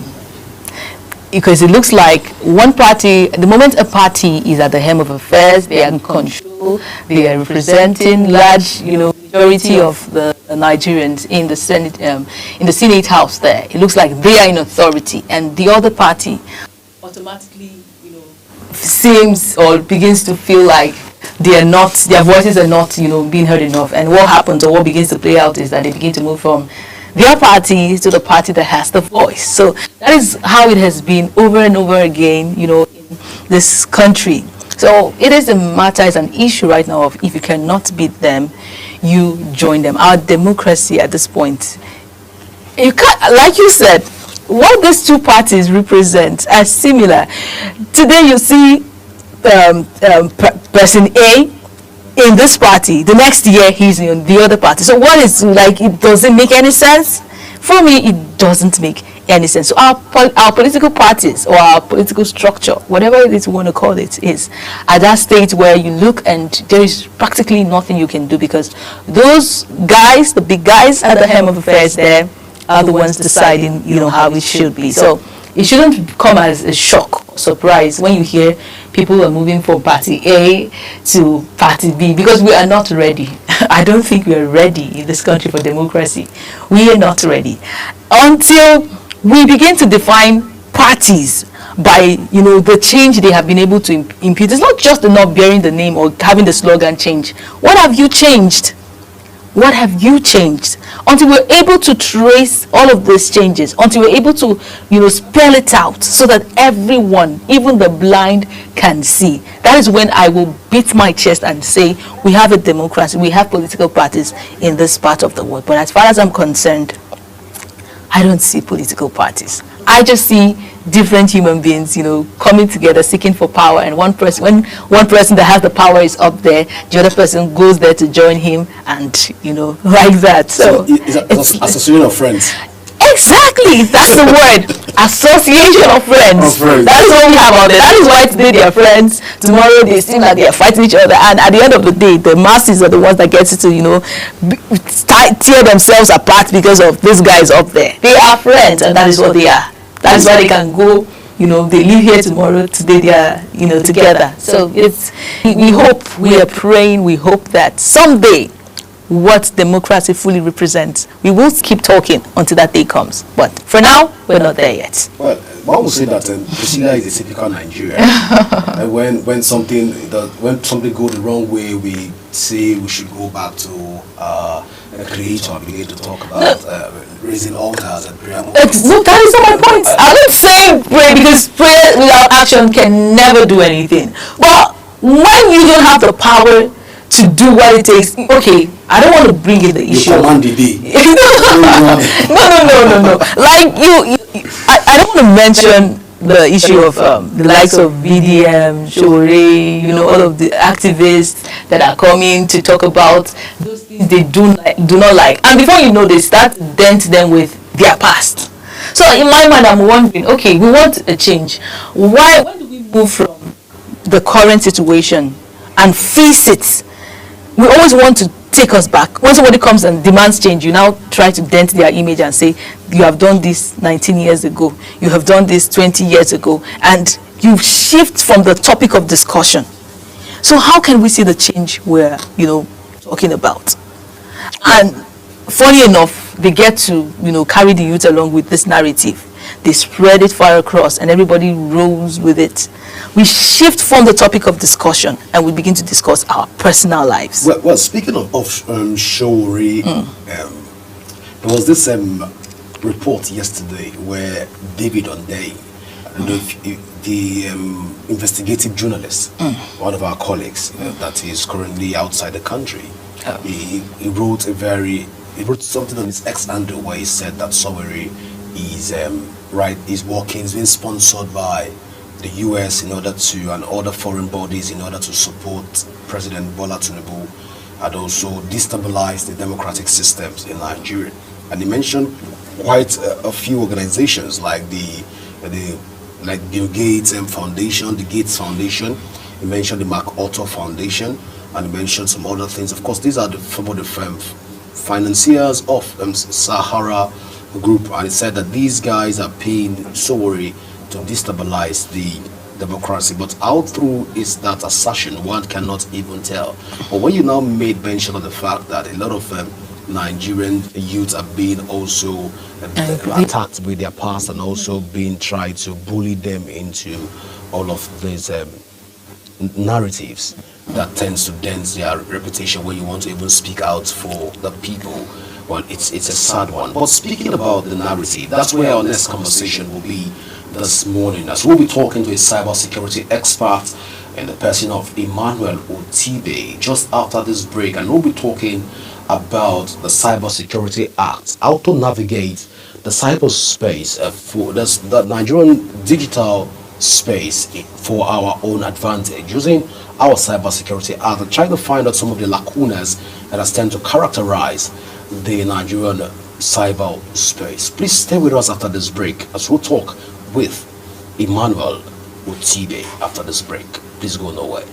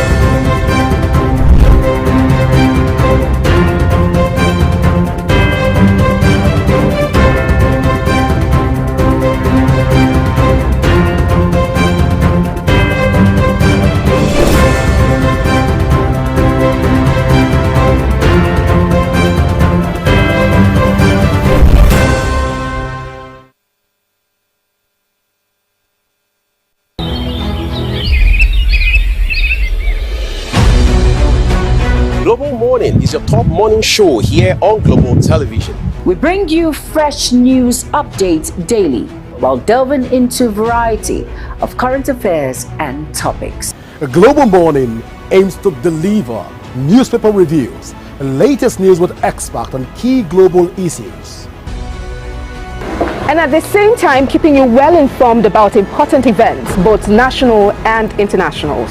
Global Morning serves as a valuable source of information, helping viewers like you start your day well informed. Stay connected from Mondays to Sundays to a wide range of the latest news making rounds on Global Morning. We're on the road to protest. The president meets all of our demands.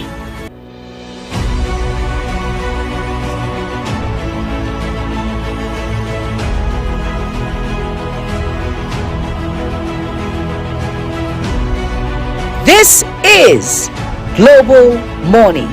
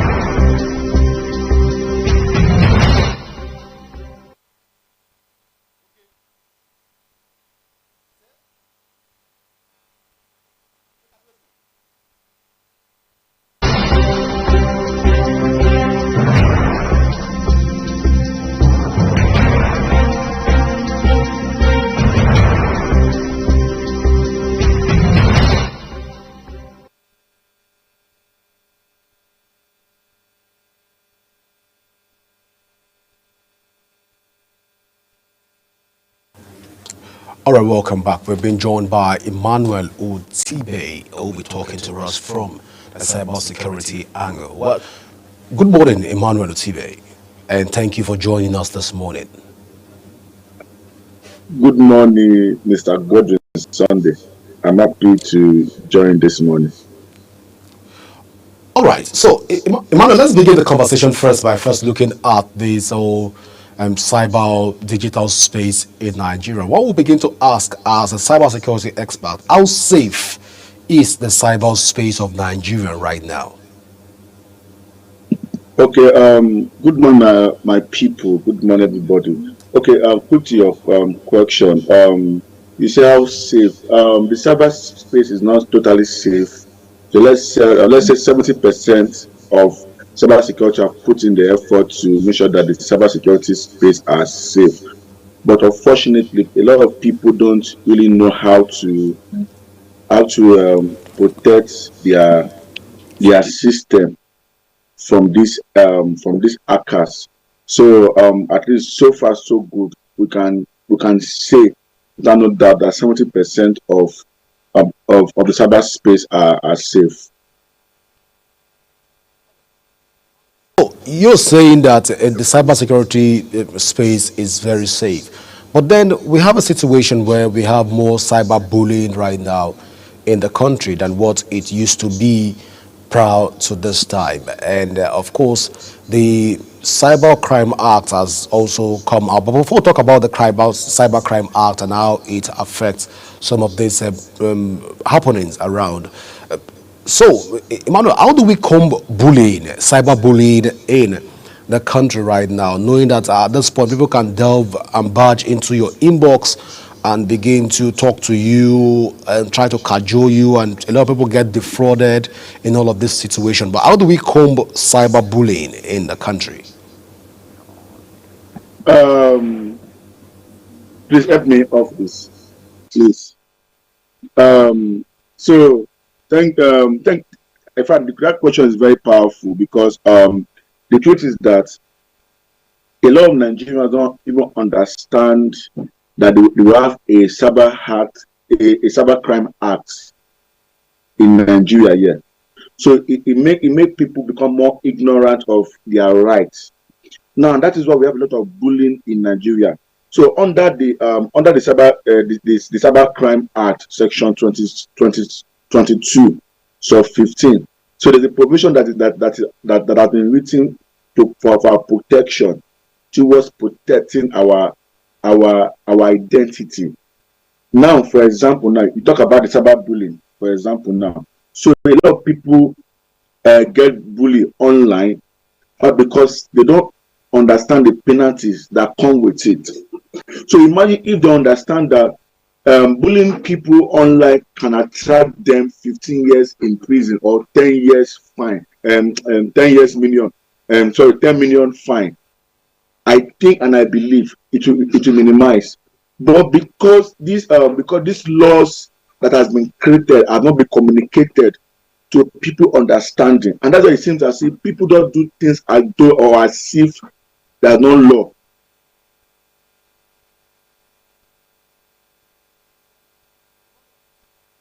Thank you so much for that particular briefing. All right, so let's come back to the Cybercrime Act of Nigeria, where the Cybercrime Prohibition and Prevention Act 2015 in Nigeria has several controversial provisions, particularly concerning free speech, press freedom, and potential abuse by authorities.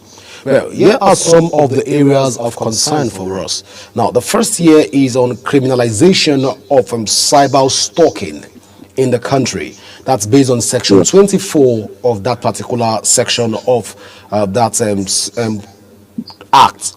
The section makes it illegal to send messages via a computer system that are deemed false, to cause annoyance, inconvenience, or insult, grossly offensive, indecent, obscene, or menacing, with the intent to bully, threaten, or harass.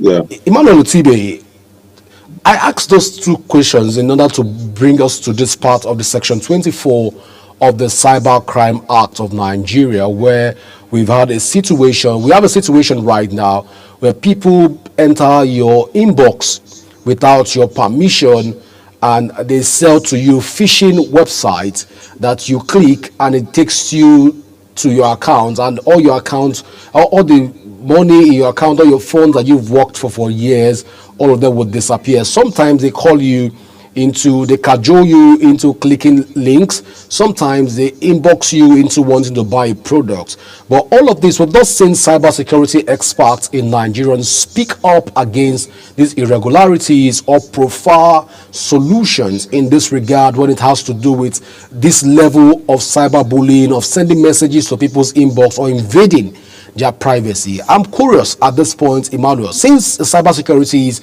in Nigeria are not creating alternatives for us to be able to address the concerns of all of these irregularities that have taken place in terms of cyber stalking and that have eventually led to cyberbullying.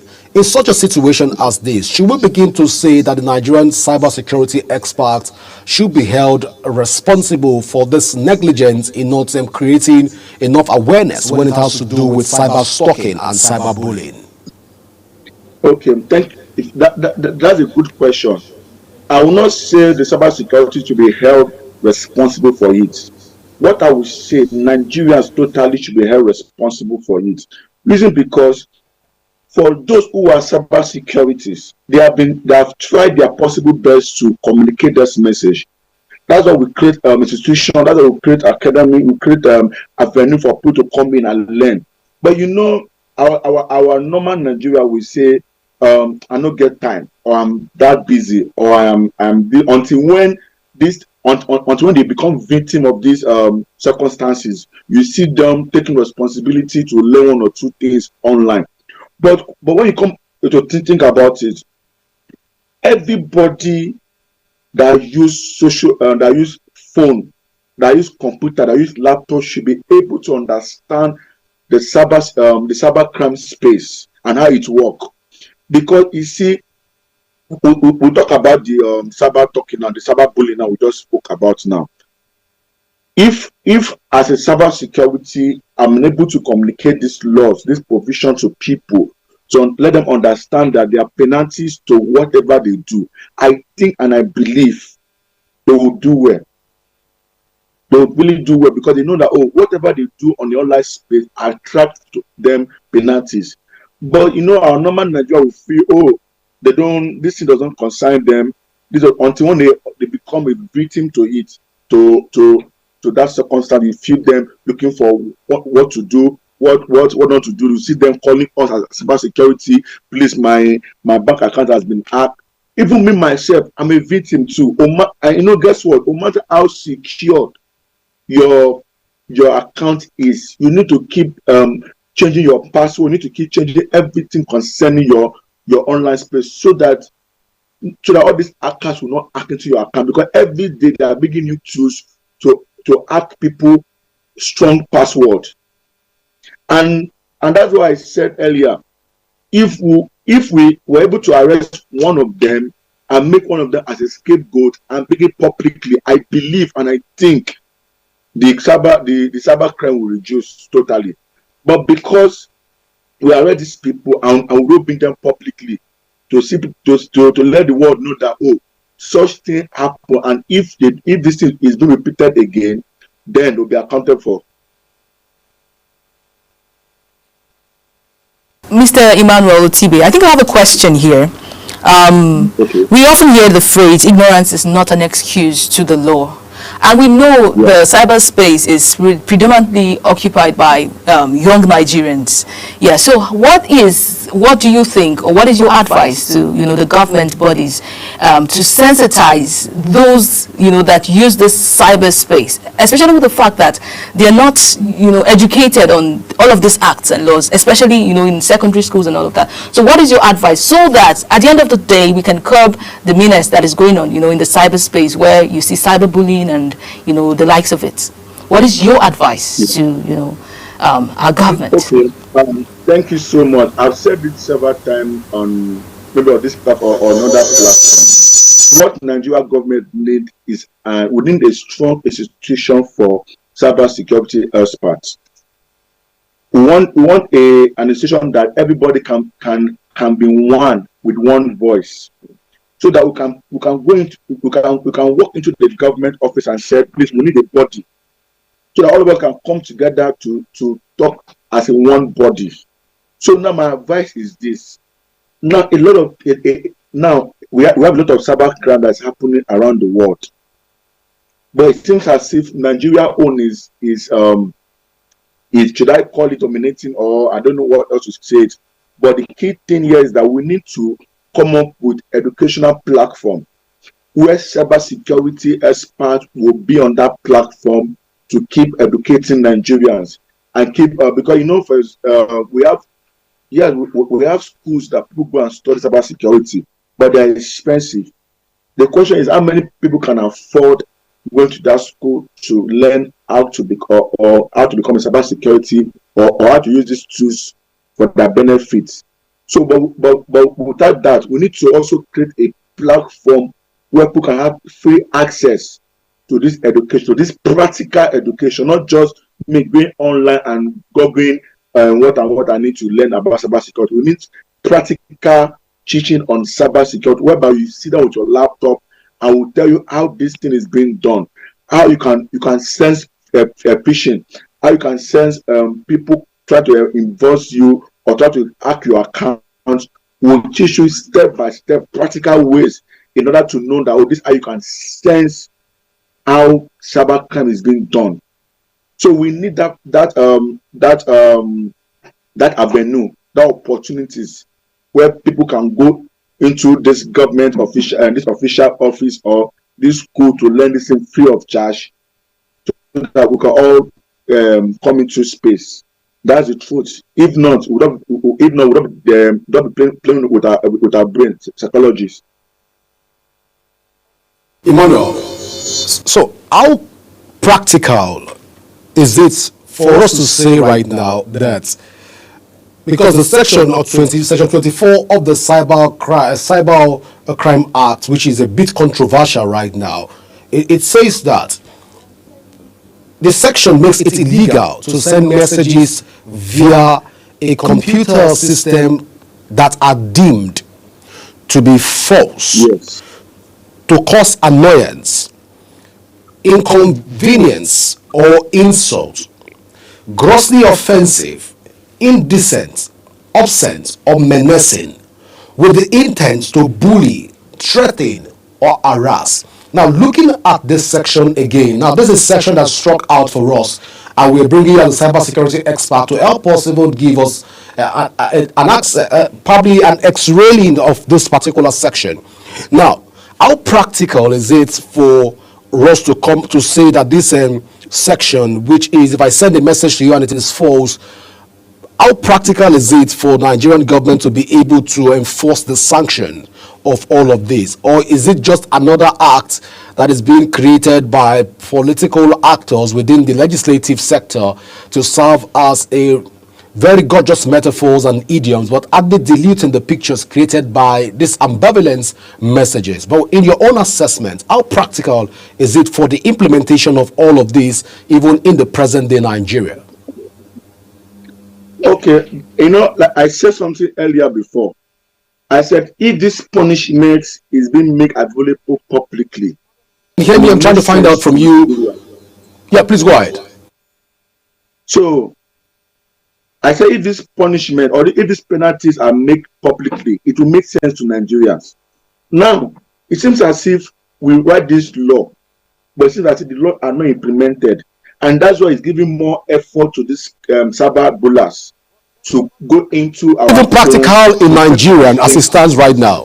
Is it practical in Nigeria to be able to say that if you send a message via your computer that is deemed to be false or to cause annoyance or inconvenience or insult, you violated the section of this Cybercrime Act? Is it practical in Nigeria? I will not say it personally to me now. My personal opinion is not practical. Why I say so is reason because if it was practical, Before now, we have been arresting cyber criminals who are hacking people's accounts, who are doing a lot of things on people's phone. The question now is that what have they done to them? Have they brought them publicly for us to see that this is what they have done, or this is the penalty they have received? Because see, under the section of that provision you just read, we have over 10 years in prison, or you pay a certain amount of money. Now, that amount of money is not even my concern. If I'm even in support of that, because everybody can pay that money and go free. I can decide to pay 10 million and go free, but I want that provision to be well solidified. Let the penalty to be so strong that you yourself, when you think of want to hack other people's account, you think twice. You know what I mean now? So that section is not that practical, but if it's practical to my own opinion, by now I should have been able to identify one or two people that have done this offense, that already know what the English word again, really receiving these penalties, whether in prison or whether you have paid some X amount of money. So for me personally, it's not practical. But we need, as a government, we need to now begin to make this provision become practical, that people can know that yes, this is actually what it is. Not you just writing it in a book and just put it on one side. Nigeria need to come to a point now that we understand that whatever provision or whatever laws that has been written down is more practical and as more implementation, so we can implement it anytime, any day. Let me ask this question. You are an expert, and you know the negative impacts that cyber crime brings to the society at large. But then, objectively, I want you to look at it. Look at this question. There is a rising concern that this law can be used to target journalists, bloggers, or even critics of the government. Does this act pose a threat to the press freedom? And what is that divide, that separates journalists and those that are in charge of, passing information to those that are not? Okay, of course, definitely. It also affect those in the press media as well, definitely. So the press media are not left behind. That's why our advice as a cyber security expert is that everybody, as long as you have access to internet, should be able to come up with a strong security framework that protects and guides your system from being hacked. So if that's a negative impact that comes with it, because you see, I don't know, I was telling my beloved brother, Mr. Godwin, one time ago that everybody, as long as you have access to a system, either you're a lawyer, you're a doctor, you work in a hospital, you are a press media, you work in a radio station or TV station, you can be used against for. Like, people can come into your account and begin to share information that is not the right information or that is not coming from the right source. That already is an offense. So the press media must be able to build a security framework that protects their system, that protects everything that connect with them. So it's very important and very significant that we understand this very, very well as a body. So we need to come to that level, that because I've already said it before. In fact, there's a day I brought a security framework out there to the public space, let everybody see how to build security framework. I did that free of charge, and I put it at the public space so that everybody can understand how to build from square one to square 10, how to build that security framework. It's very important, and I believe that alone can help a lot of Nigerians. There is, on this Cybercrime Act, there is false information, which I strongly agree with. But then let's look at information that causes annoyance. Now, what is the difference, or what is that thin line between freedom of speech? I mean, my opinion could differ from some other person's own. And to me, it may be to bring about a change. So what is that thin line between freedom of speech and going crossing the line on this act?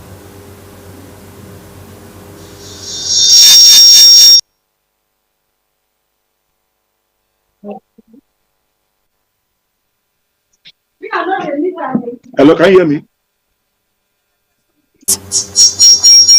Hello, can you hear me?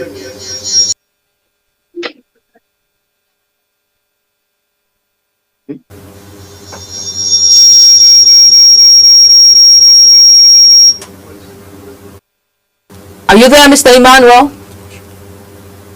Okay, let me take the question again. If you can hear me.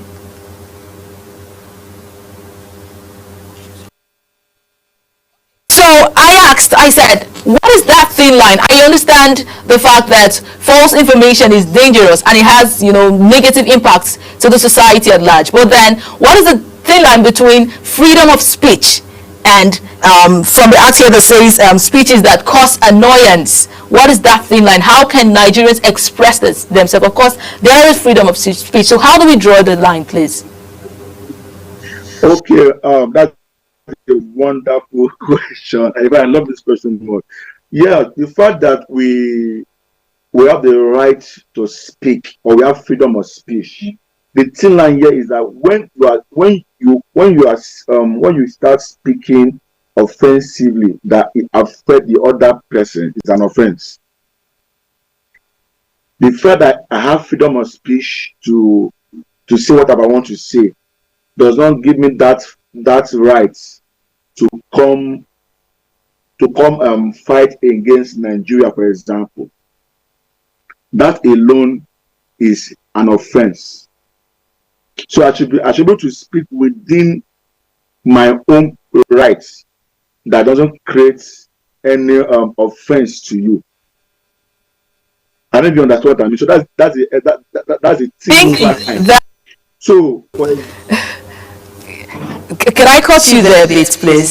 So when you say I am free to speak on my own rights, this is a democratic system, especially when we want to talk about the ills of the society. Sometimes these things do not sound nice because of the impact it has on its citizens. Some of these policies, people are going through a lot. There is poverty in the land. People can no longer afford to eat 3 square meals. And sometimes when they want to respond, they respond from their pain. So we need to, we need to balance, when we say speaking from my perspective, you need to understand my perspective.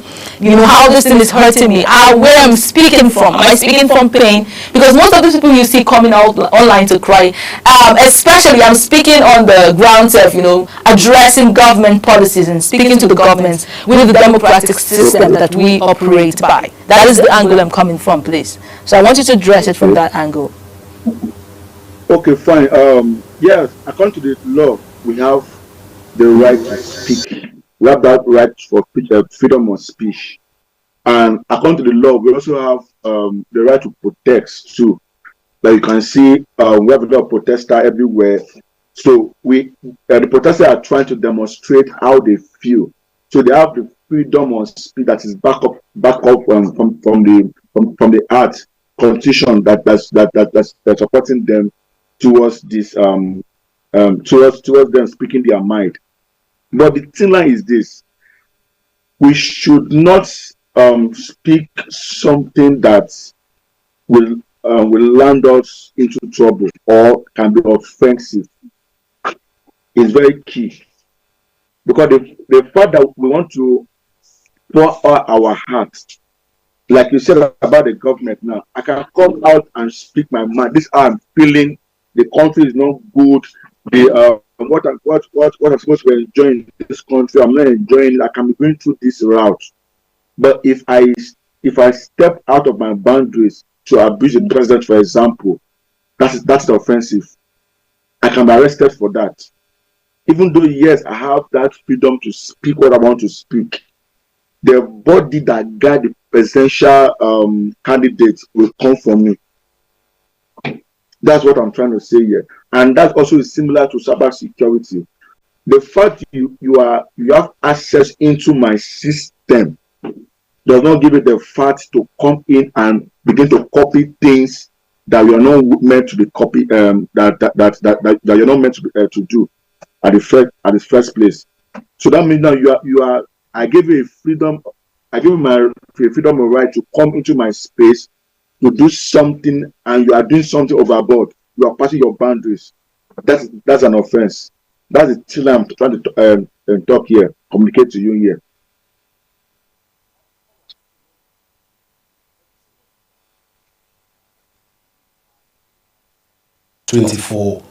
Of this Cybercrime Act. First, the Cybercrime Act look as though it's a variance with the Nigerian Constitution, especially looking at Section 39 of the Nigerian Constitution, which gives you a freedom of speech. Now, we understand that even in fair hearing by the law, there are two principles that governs fair hearing in law, and that is audi alteram partem in the legal maxim that governs that principle. We have nemo dat in casa sua, that is, you can't be a judge in your own case and you must hear both sides before you judge, and that is enshrined even in the Nigerian Constitution, Section 36. But let's look at Section 39 of the Nigerian Constitution. Even the general principles of human rights as enshrined in the Nigerian Constitution in Chapter 4 of the Constitution tend to be strange to Nigerian. But let's bring this conversation back again, apart from the laws which you're trying to look right now. First is, the Nigerian Constitution does not capture in any part of the Constitution computers. And right now, we're having a situation where we say, if you send computer messages to anybody and it is perceived or deemed to be is deemed to be threatened, deemed to be harassment, or deemed to be an insult, you definitely go for it. But the Constitution does not recognize computers on the first hand. That's on one side. And on the other hand, we'll look at all of this conversation and begin to ask salient questions like, what constitutes insult? So, for example, I'm having an offline conversation with you, Emmanuel, and this conversation was unending, and I decided to carry out the continuation of this conversation even within the online space by sending you a message via a computer system. Automatically, this should serve as an offense, even though it is a variance with the Constitution. Now, please tell us as if we are children below the age of 5. Tell us as if we are 5. How does this work? And is this in tandem with practicality in Nigeria, knowing fully well that Nigerians know how to overflog issues and we don't let issues go? Sometimes you offend people in the present and in the physical or in offline, and they take this conversation to you online because you are nowhere to be reached offline, and so as such they take it to you offline. So when we entered into people's spaces, it is a crime based on the cybercrime because it amounts to cyber stalking and not what it is in the light of it, which is supposed to be like more of an open confrontation, or going by the criminal code of Nigeria, which is supposed to be like more of combating you for talking or trying to harass me in the open. So that's like a self-defense, if you like to use that word, based on the Nigerian criminal code. So, but if you look at all of this and try to marry them up together, the cyber law seems to be at variance with the Nigerian Constitution, Section 39, and it is standing on its own right now. How do we implement such a situation where the Nigerian Constitution is supposed to be the grand norm and the Cyber Act is supposed to be an act on in its own self, and right now the two of them does not tally? Which should we obey, even in this light? Should we obey the Constitution and do it with the Cybercrime Act, or should we obey the Cybercrime Act and begin to operate with it and at variance with the Constitution? Where should we stand in this divide? Again, you are a cyber security expert. If a client comes to report an incident of this magnitude to you, what would you advise this client to do? It's complex. Wow. Between the Nigerian Constitution and between the Nigerian Cybercrime Act. Okay, let me speak as an expert here. The truth is that if a case is being brought to me and for me to advise them, I rather advise let them go through the Nigeria Crime Act 2015. Reason for it because, mind you, inside that same constitution, it was said that every law in Nigeria is being enacted from the Nigeria constitution. So I believe that every case that comes to my table as an expert is coming because of they are coming to discuss what has been done to the cyberspace. So it's my own responsibility to make sure that I use the Cyber Crime Act to solve that issues, so that my clients will be safe and be secured. Then I will now use the Nigeria Constitution as a backup in order to make sure that to protect our own human rights. It's very key and very simple because I know I want to explain this, so even if a boy of 5 years old should understand. From my own personal opinion, I will work with the Cyber Crime Act in order to address my problem and to communicate my message. That's what I can say to this.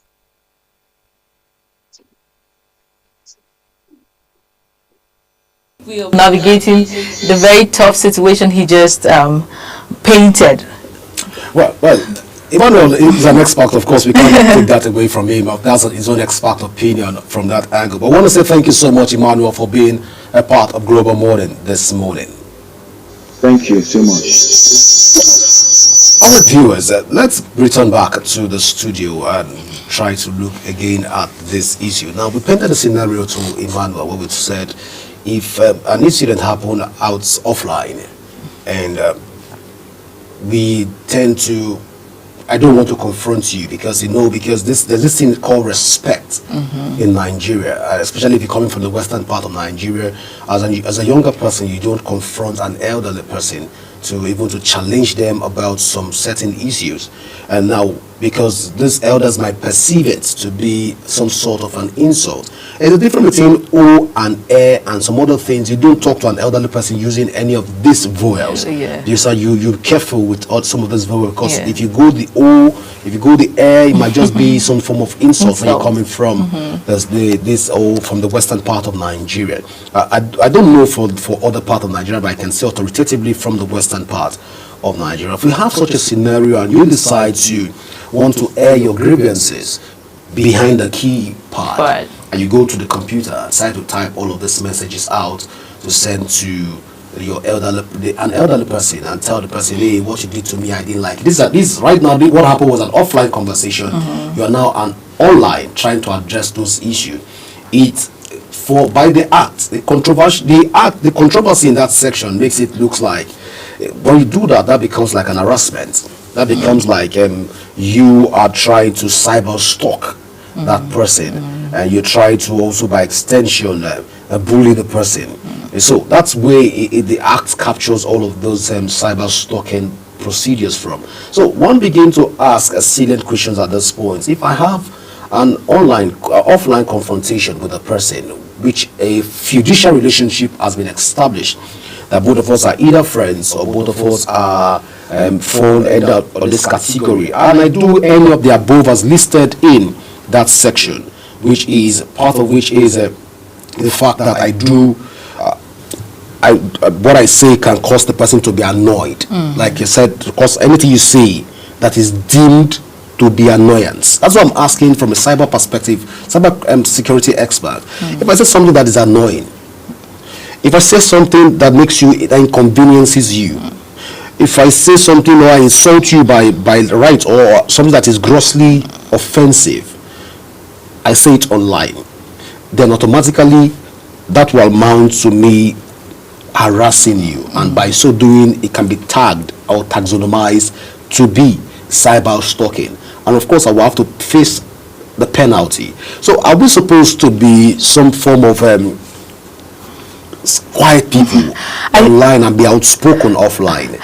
So I don't know, because I feel for one, I feel like people like us that are journalists will have to bear the brunt of all of this conversation. Exactly. So I can't tell you if what I say to you right now, Priscilla, about to be some form of makes you get angry and I type it online, I type it via my computer, automatically I should face like 10 years imprisonment.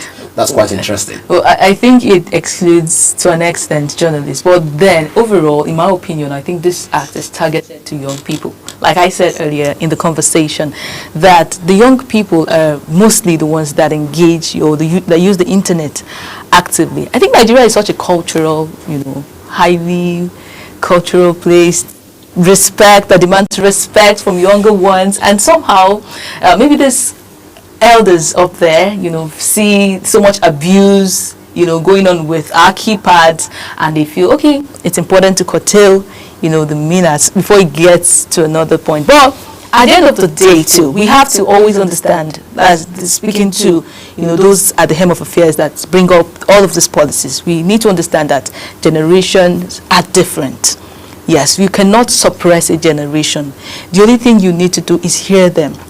Call them to the table. Most times when you see them expressing themselves over the keypad is because they're told not to say it in a certain way. And this is all they know. Like, I have a little boy that grew up to start using the phone. As little as 1 year, he can operate the phone. When I was 1 year, I wasn't close to the phone. So what he would experience in his generation would be definitely far different from mine. I cannot expect him to think like me. So when you see this youth, expressing their grievances, it is not, the solution is not to shut them up. Bring them to the table. Listen to them. Because at the end of the day, if you silence them, they will do worse. So everybody needs expression. You cannot shut them down. It's just like stopping the moving water. At the end of the day, it becomes stale. It begins to breed every manner of germs and bacteria. Do you understand? So when someone is full of words, when they have a lot to say, don't shut them. Bring them to the table, discuss with them, hear what they have to say. At the end of the day, their generation is different from yours, and there is nothing we can do about it. Well, what you said that it reminds me of when we say there's a legal maxim that says tempora mutante ethnos mutenos in illis. I'll take that again. Tempora mutante ethnos mutenos in illis. That is, with time changes, and we change with time. I believe that those in authority will understand some of the positions that we are trying to establish here, even this morning on Global Morning. That we should bring people to the table and try to look at this. We are not all going to be righteous people on the cyberspace. Exactly. And we're not all going to be righteous. We're not all going to be sanctimonious. Exactly. We're not all going to be on the same page, and we're not all going to be downtrodden or tuned. Some of us need to be verbose on the internet space. Sure. And we need to do that behind our computers at this point. Now, because the advantage of some of these things that we've seen over the years, it has been to a very large extent. It has produced millionaires. It has produced a lot of people that could serve as activists for the people. And by so doing, we've seen the likes of David O'Day spring forth by just doing investigative journalism. Although some of the things they post online might not be palatable to certain individuals, but then it is what it is, because somebody has to say it. We've seen the likes of a VDM, which you call very dark man.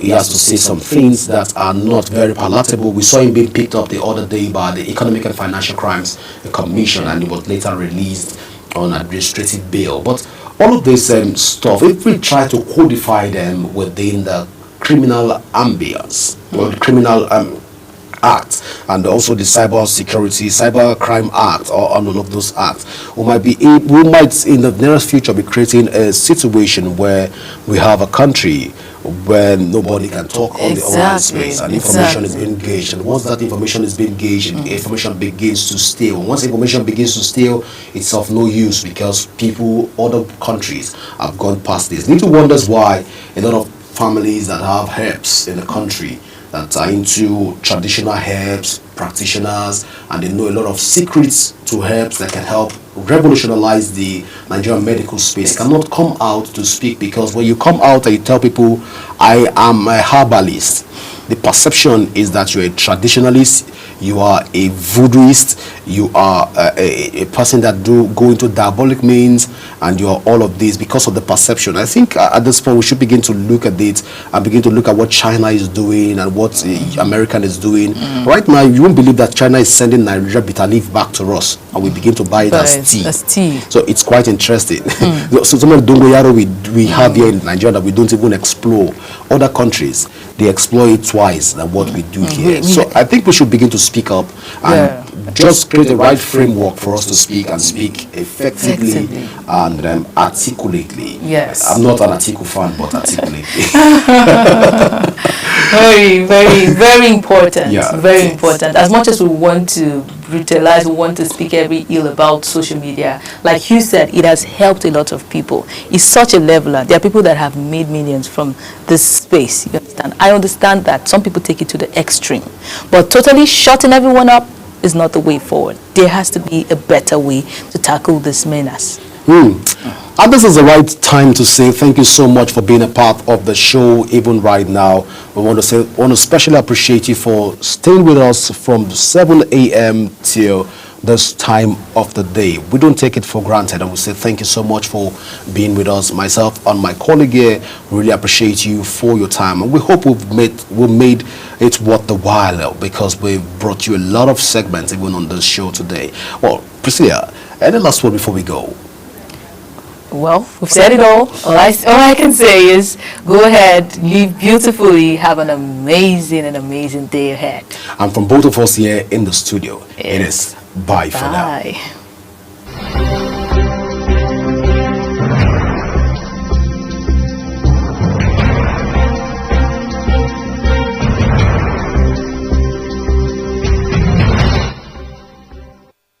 Welcome to Global Morning. Death toll from flooding. Most time our politicians just bring in policies too, for sure.